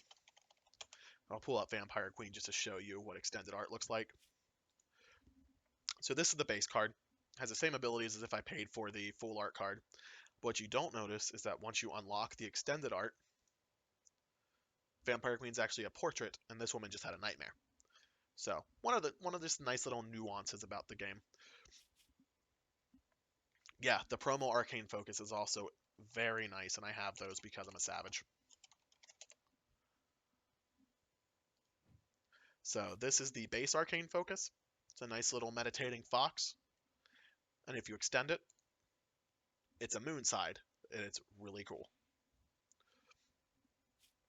So you don't have to do it. It doesn't make your decks better. It just makes them look cool. To that same notion, there are different types of sleeves. This is the sleeve that I got for being in Cosmic this season. It's an animated sleeve. It's quite nice. This is a sleeve that I bought that is an animated sleeve. It's just different ways that you can really make the decks more your own. I don't know if I have an EA option for Halt. Let me take a look. Nope, I do. Okay. All right, so this is Halt, as Intangible just brought up. So you see a fox trying to, what looks like escape, as it's being run down by a bird. All right, that is pretty funny. All right, I'm not going to go into all the different EA options, but EA or FA is what we mean by extended or full art. So if that's your thing, you can do it, and it's cool. All right, the last couple things to end the stream or the end the play or the learn to play portion of the stream is just navigating the game. So you might be wondering, how do I buy all of these cards, or how do I get all these cards if I don't want to play PvE forever? There's a couple different ways you can do it. First, I'm going to bring up the in-game store. All right, you can buy booster packs here. You can buy collector decks.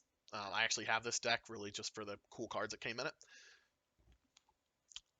You can buy platinum. This is the only place you should buy platinum. If you buy platinum elsewhere, you can get banned. This is my disclaimer. Buy platinum here. All right, platinum is what you can use alongside gold to buy things in-game. And you'll see that in a second when I bring up the auction house. So you can buy platinum. Each platinum has a rate of, I'm just bringing it up real quick. I'm not actually going to buy platinum. Every 100 platinum is $1 in real life money. So if you want, let's say 2,000 platinum, it's going to cost $20. All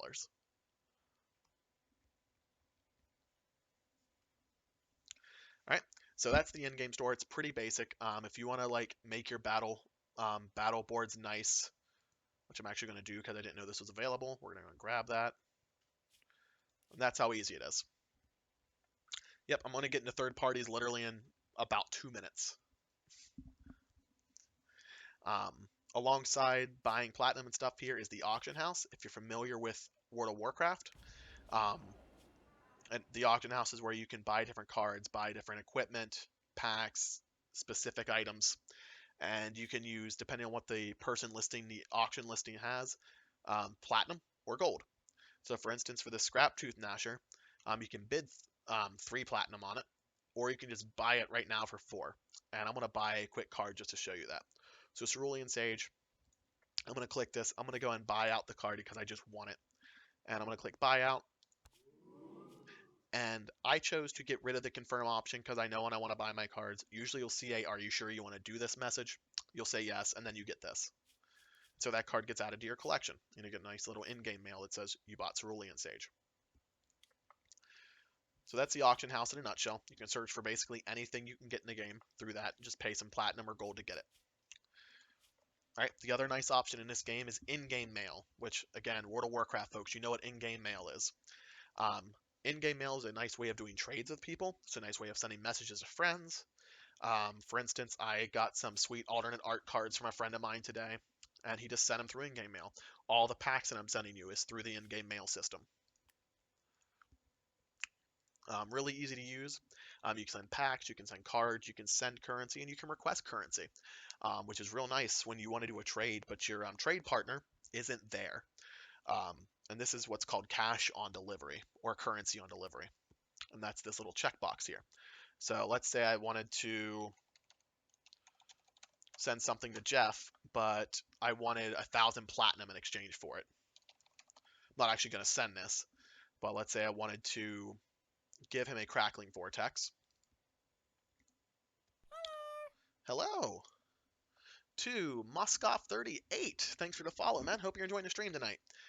So if I wanted to send Jeff a crackling vortex, I could check COD here. When I do that, you can put the amount that you want for the card. So I'd say like, let's say 50 platinum. I'd set the COD. And in order for Jeff to claim that attachment, he would have to send 50 platinum my way, which you can do within that message.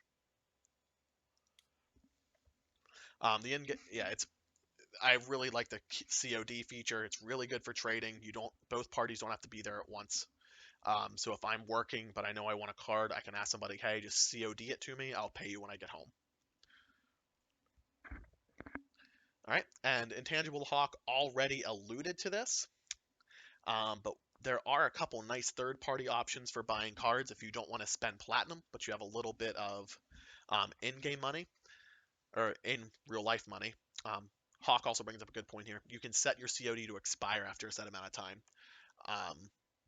So let's say you talk to your buddy, hey, I'm going to COD you this card, send me 1,000 platinum, and you have a day to do it.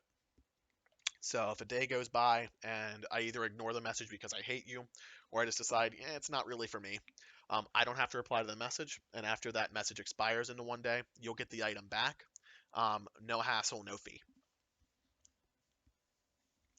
All right, there are also 2 very good stores, and I'm going to see if I can quickly show those 2 stores without a whole bunch of hassle here, that I go to get my cards for competitive play. I'm going to bring them up real quick. Excuse me for just 1 second.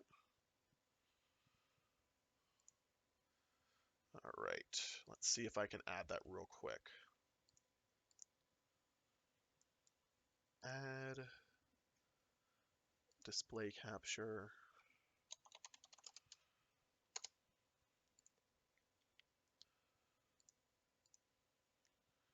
There we go.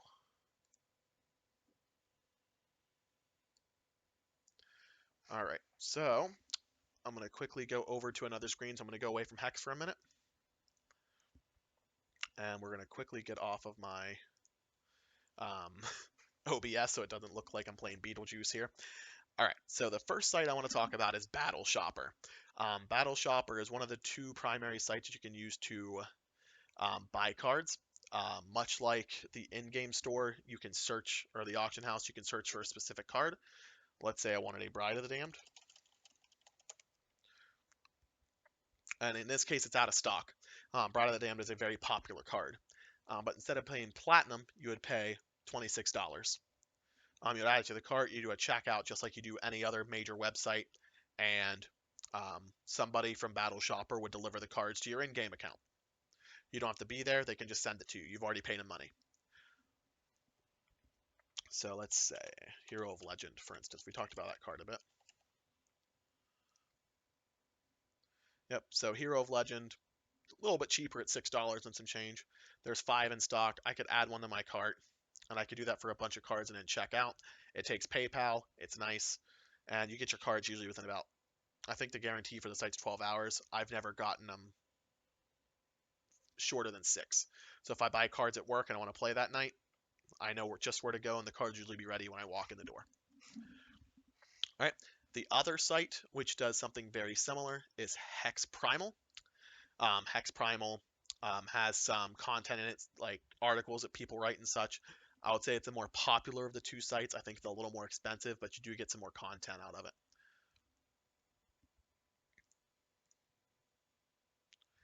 Um, I think better is relative. I think Battle Shopper is a bit cheaper, all in all. Um, Hex Primal it's been around longer. It's been around a lot longer. So most people, when you think, hey, I want to buy cards, they know of Hex Primal. Um, they usually deliver it in 12 hours. That is their guarantee. I get my cards usually around 9 p.m. each night when I order them. So I've also used Battle Shopper to great effect.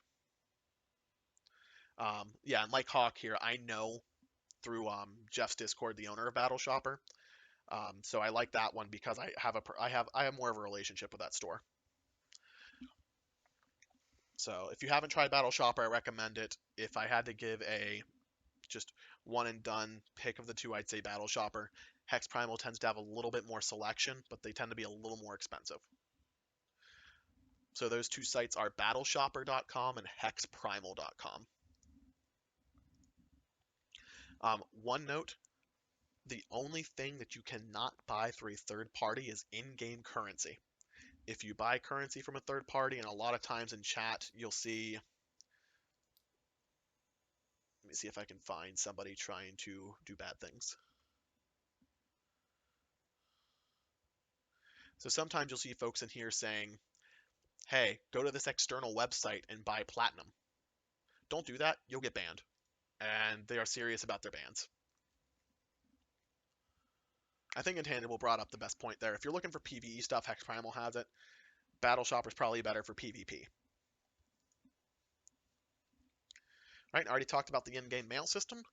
So that's about all I had for the Hex tutorial itself. If anybody wants anything covered that I didn't cover, feel free to let me know. I'm going to give away 2 more packs in just a moment. So if you just joined in, first of all, thank you. Feel free to type that exclamation point raffle in chat. Let me go ahead and remove the display here. Sorry for the brief, oh my god, that just happened there. Keo, how you doing, man? Yeah, I'm feeling a little better. I mean, it's to be expected, but I appreciate the sentiment. For those who don't know, I had a death in the family last week, so I wasn't playing Hex. I was back in Maryland.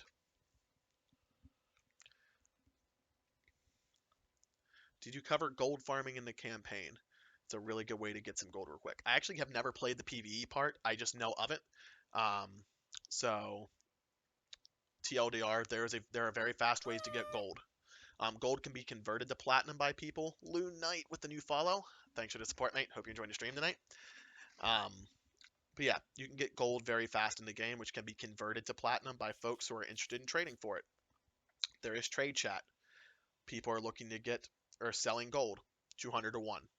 So if you want to get some quick platinum and you have 200 gold, you can turn that into 1 platinum.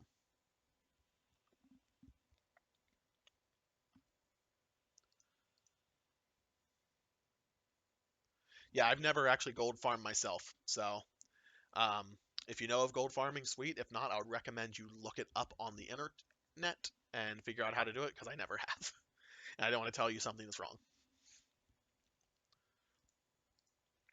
Any other questions, folks? Otherwise, we're going to go and do a raffle. We're going to play a game or two with a deck just to show you how the gameplay works in Hex. And then we'll give away the last 2 packs and call it a night. I do want to thank everybody for watching. Definitely appreciate the support this evening. Even if you are um, a regular in the Hex realm, it's nice to see you all there. Definitely appreciate it. If you're new to Hex, I really hope you give the game a shot. It is by far the most fun I've had playing a trading card game since I've started playing TCGs about 7 years ago. So while we're doing that, I am going to load up the deck that I'm going to play. It takes advantage of the scrounge mechanic that we talked about a bit. It is called Redlings. It uses Ivan Slagpot as a champion. What Ivan does is, for 3 charges, he summons a Dreadling for each different underworld race among troops I control. So it powers out creatures very quickly, and it just beats down the opponent quickly. And then the scrounge effects just kind of enhance that. What I need to do in the meantime is, one, wonder where the hell my Lasgar's Vengeances went. Because they're supposed to be in this deck. Yeah, my reserves. There should be... I don't think this is the most... Nope, that's not the most up-to-date deck. Where's Redlings 2? There we go. Same basic idea, just a little bit of a more optimized deck.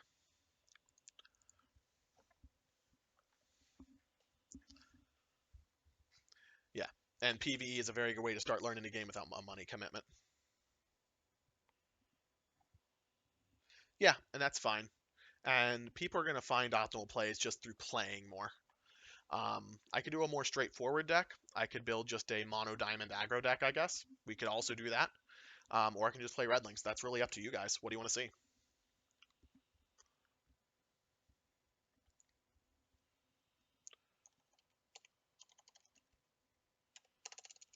I'm going to type up something real quick while we're doing that. Just let me know what you want to see. And then we're going to do a raffle and play some games. For those that are just watching for the tutorial, I hope I gave you all the information you need to at least start getting used to Hex. If I didn't, let me know. We'll fix that before the end of the stream tonight. Um, just the variety of different cards that you can play and champion just makes the customization of decks really nice. I love it. Um, let's see what we got here. Let's go ahead and give away that raffle. Oh, it is certainly not an autopilot deck. That is for sure. Redlings is not autopilot. It is hard. You hit Cosmic and Constructed. Hey, congratulations. All right, let's go and give away those 2 packs. About 10 seconds. 9, 8, 7, 6, 5, 4, 3, 2, 1. And the winner is NJS523. Congratulations, mate. Just need you to follow the stream. We'll get you those packs. If you haven't followed yet, folks, click just above my face. It'll say follow. It is free for you, and it shares my content with people.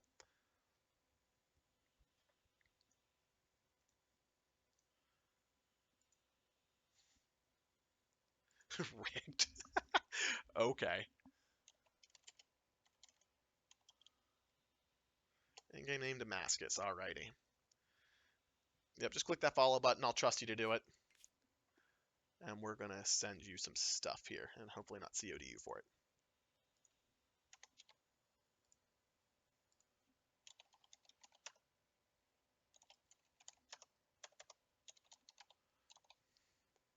That's going to be for 2 Scars of War packs here. And let's make sure that's right. Yep, there it is. There you go. Thanks so much for watching tonight, man. So, let's, do I have the cards to build? How many Infinitrixes do I have? Alright, that answered my question. I am not going to pay high dollar for another Infinitrix. NJS with the follow. It's almost like I saw that coming. Thanks for watching the stream tonight, man. I appreciate it. We're just going to play Redlings. So I'm gonna try and keep it slow, just to explain what I'm doing. If you have questions, let me know. I might make misplays. I might lose. That's okay. Actually, you know what we're gonna do just for tutorial purposes, just so we don't have a time limit. I'm just gonna do a test deck. I'm not trying to climb my rank in this stream. Let's just do a practice.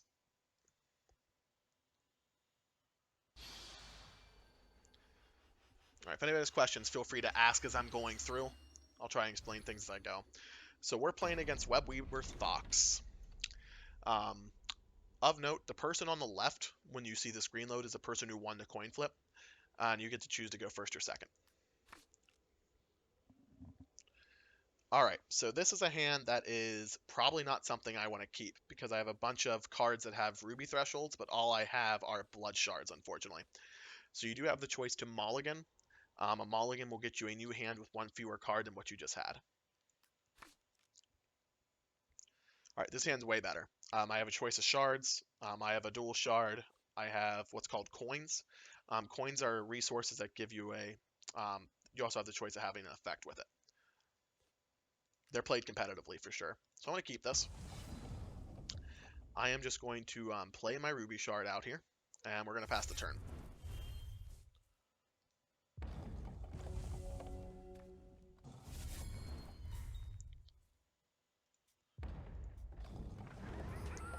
Our opponent's played a Thunderfield Seer.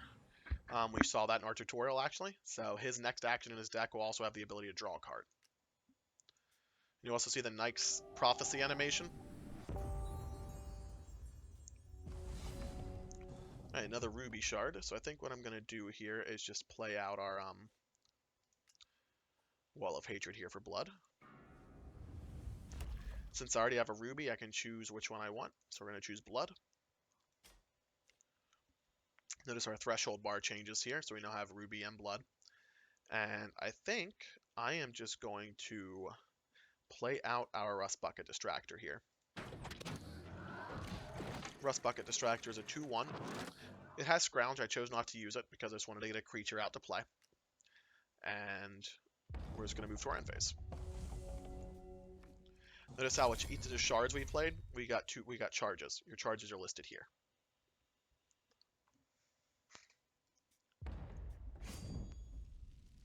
I am fine taking 1 point of damage here. I'm not going to block.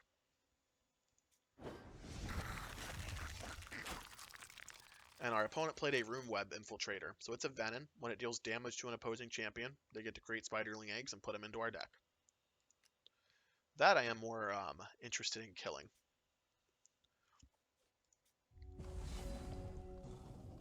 Alright, so we have our Emperor's Lackey here, which I'm now glad I played Blood Threshold. I'm going to play our Ruby. I'm going to start by cremating our Rune Web Infiltrator here, which deals 2 damage to it, so it will put it in the crypt.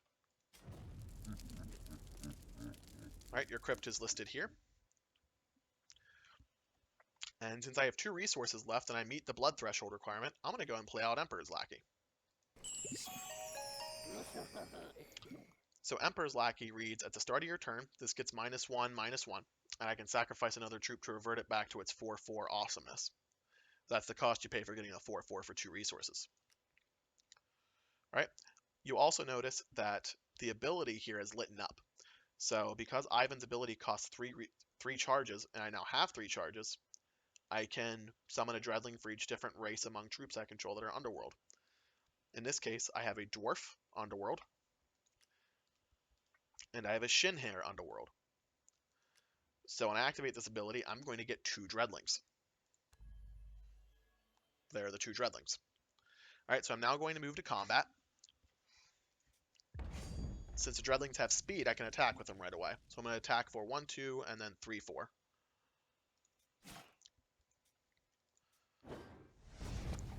Alright, it doesn't matter as much here, but generally what I do with the Dreadlings in this deck is I like to stack one to bring my Emperor's Lackey back to 4/4. So to activate that ability, you see it's glowing blue. You can choose to either right-click and click here, or a quicker way to do it is to just double-click. I'm going to sacrifice my Dreadling since it's going to go into my crypt anyway.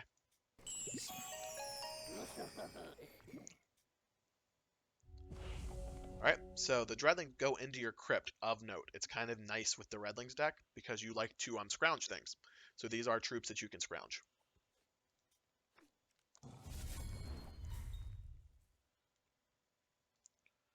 Alright, so our opponent has activated his champion's ability that says that a target troop gets -1 attack permanently in the game. So he's going to choose the Emperor's Lackey. Notice how a debuff on a troop makes it red.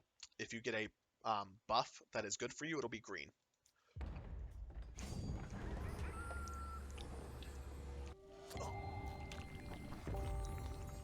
So our opponent here didn't choose to attack as 1/1 into a 3/4. That would be silly. So he just cast another troop and cast a constant called Psychic Torment, which reads, when an opposing champion is dealt damage, you get to bury the top card of the deck for each damage dealt. So bury means you just get to put it in your crypt from the top of the deck.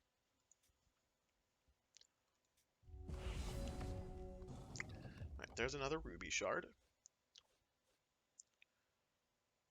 Oh, I actually made a misplay. What I probably should have done last turn was actually play this and then make all of my Dreadlings. But c'est la vie. Alright, so we're just going to play the Pyresmoke Kabbalist out here. We'll play out our Shard, and I'm actually going to go ahead and swing with both of these creatures to try and make my creatures die to make these charge powers happen more quickly.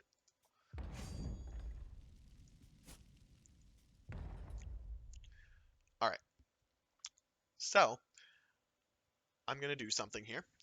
Since this creature would die anyway in combat, because the 1/1 would, or the 1 attack would meet this 1 defense and kill both creatures.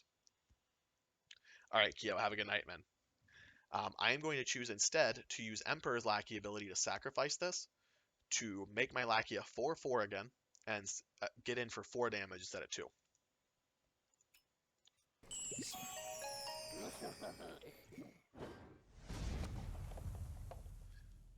Alright, and a creature died anyway, so I did get that extra charge power.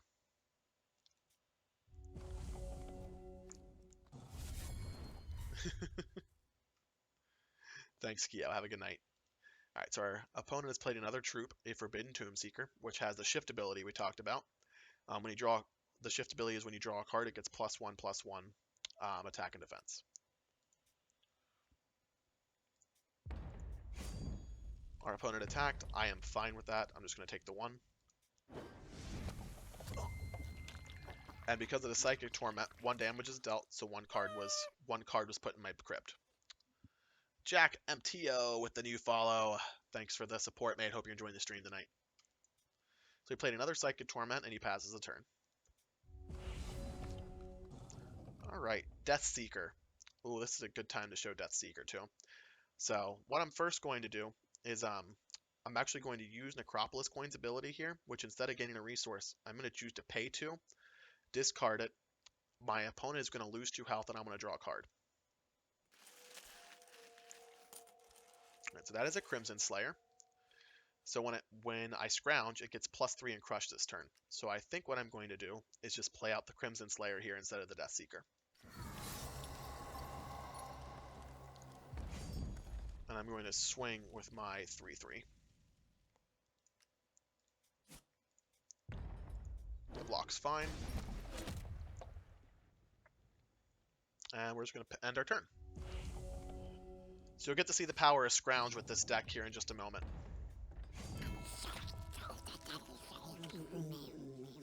Right, Tribunal Magistrate. It's a card that gives all of your Venom some buffs. It's actually a really powerful card.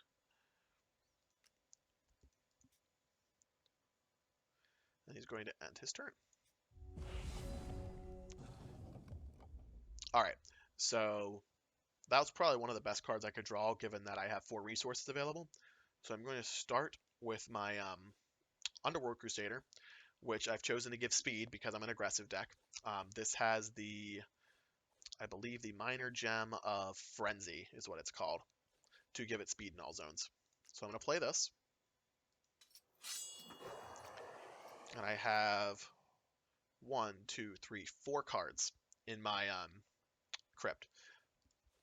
So I can give my Death Seeker either Rage 1, or I can scrounge 4 to put it on my hand when it dies. And I think I'm going to choose that mode.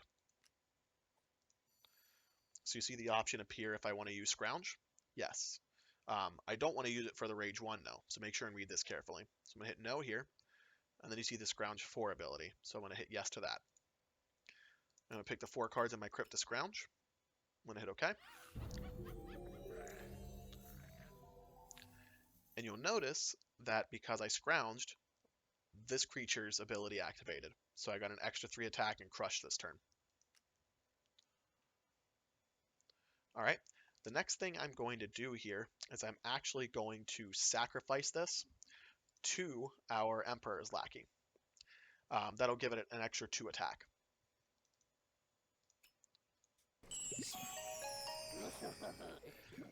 Alright, and since a creature died from the Pyre Smoke Kabbalist, I get to use a charge power. So I'm going to get 1, 2, 2. I have 2 different races here. So I'm going to go ahead and get 2 Dreadlings. And because I use a charge power, that gets Swift Strike now this turn.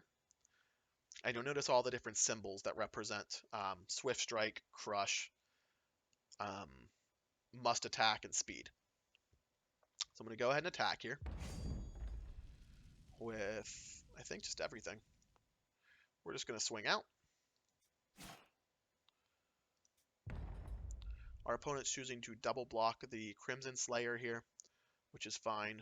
He is actually taking lethal damage because he's blocked less than 9 remaining damage. So we're going to deal, I think, 10 damage here and win the game. Swift Strike happened first, so he was dealt 4. And something to note, whenever you attack with more than 1 creature blocks it, you get to choose the order in which your 5 damage is dealt. It doesn't matter as much here, but if you have a troop with, let's say, 5 toughness defending and then one with another 4, you can choose essentially one of those creatures to kill. So I'm going to go ahead and just keep it like this, but you can drag it back and forth if you want to change the order. Damage is dealt left to right.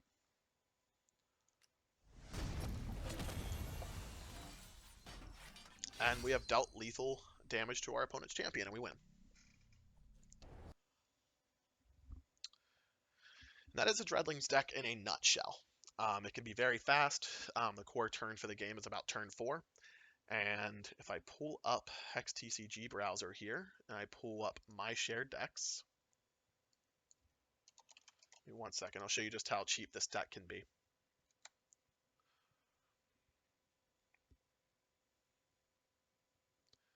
Just have to see if this will cooperate with me.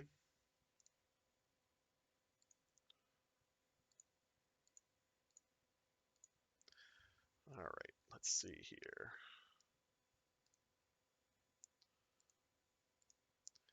All right, so this is the Redlings deck I just played.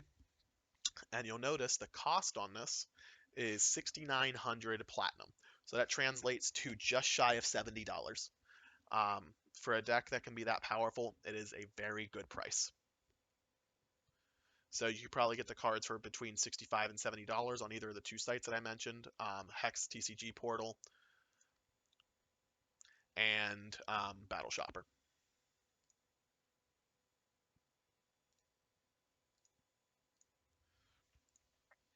All right, does anybody have questions for me? That's going to about wrap up my stream. I don't really have much more to cover. So if you have questions, now's your chance. I'm also going to give away the last 2 packs that Corey provided for us. Again, big thanks to Corey Jones of Hex for giving us 10 packs to give away tonight. Definitely appreciate it. If you haven't signed up for the raffle yet, this is your last chance. ! Raffle in chat. Below the stream, you'll see a link to all of my Hex decks, my Twitter, and some other information about me that you probably won't read.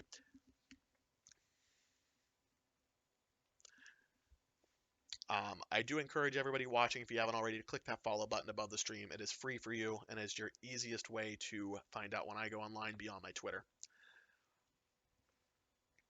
Again, I will answer questions. Feel free to ask them. I am going to put this video on YouTube. I'll probably upload it tonight, and then I'll timestamp it tomorrow morning, just so everybody has a chance to see each part of the tutorial. And I just want to say thanks to everybody watching. So we're going to go ahead and give that Scars Award duo of packs in about, say, 20 seconds. So if you haven't signed up, do it now.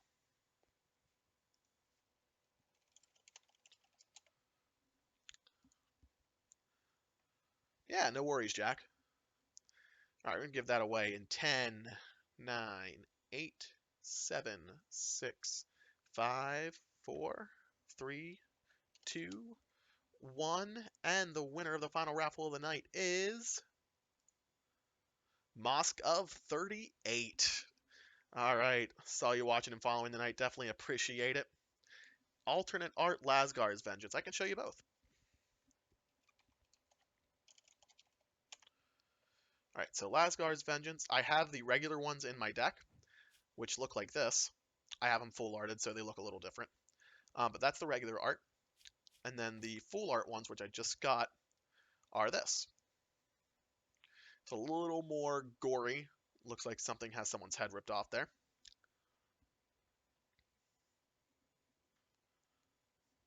In-game name is Justicier.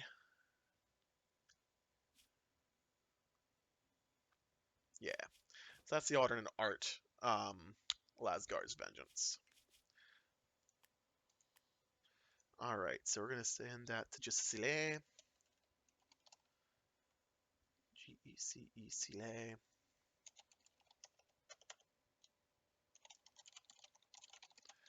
All right, and that's going to wrap up my stream tonight, folks. I do want to thank everybody for watching, learning, or just making sure I didn't screw anything up along the way.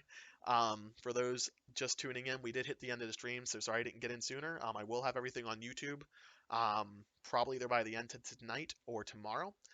And if you have any questions, feel free to message me on Twitter. That is at @profyana_Twitch. You can follow me on Twitch by clicking the button below the stream, and I'll happily answer any questions you have.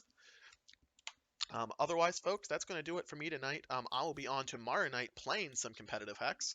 We'll probably play some Redlings and some other decks that I have, and we'll go from there. So for me, thank you so much for watching. Hope you got something out of the Learn to Play, and I will talk to you all later. Have a great night.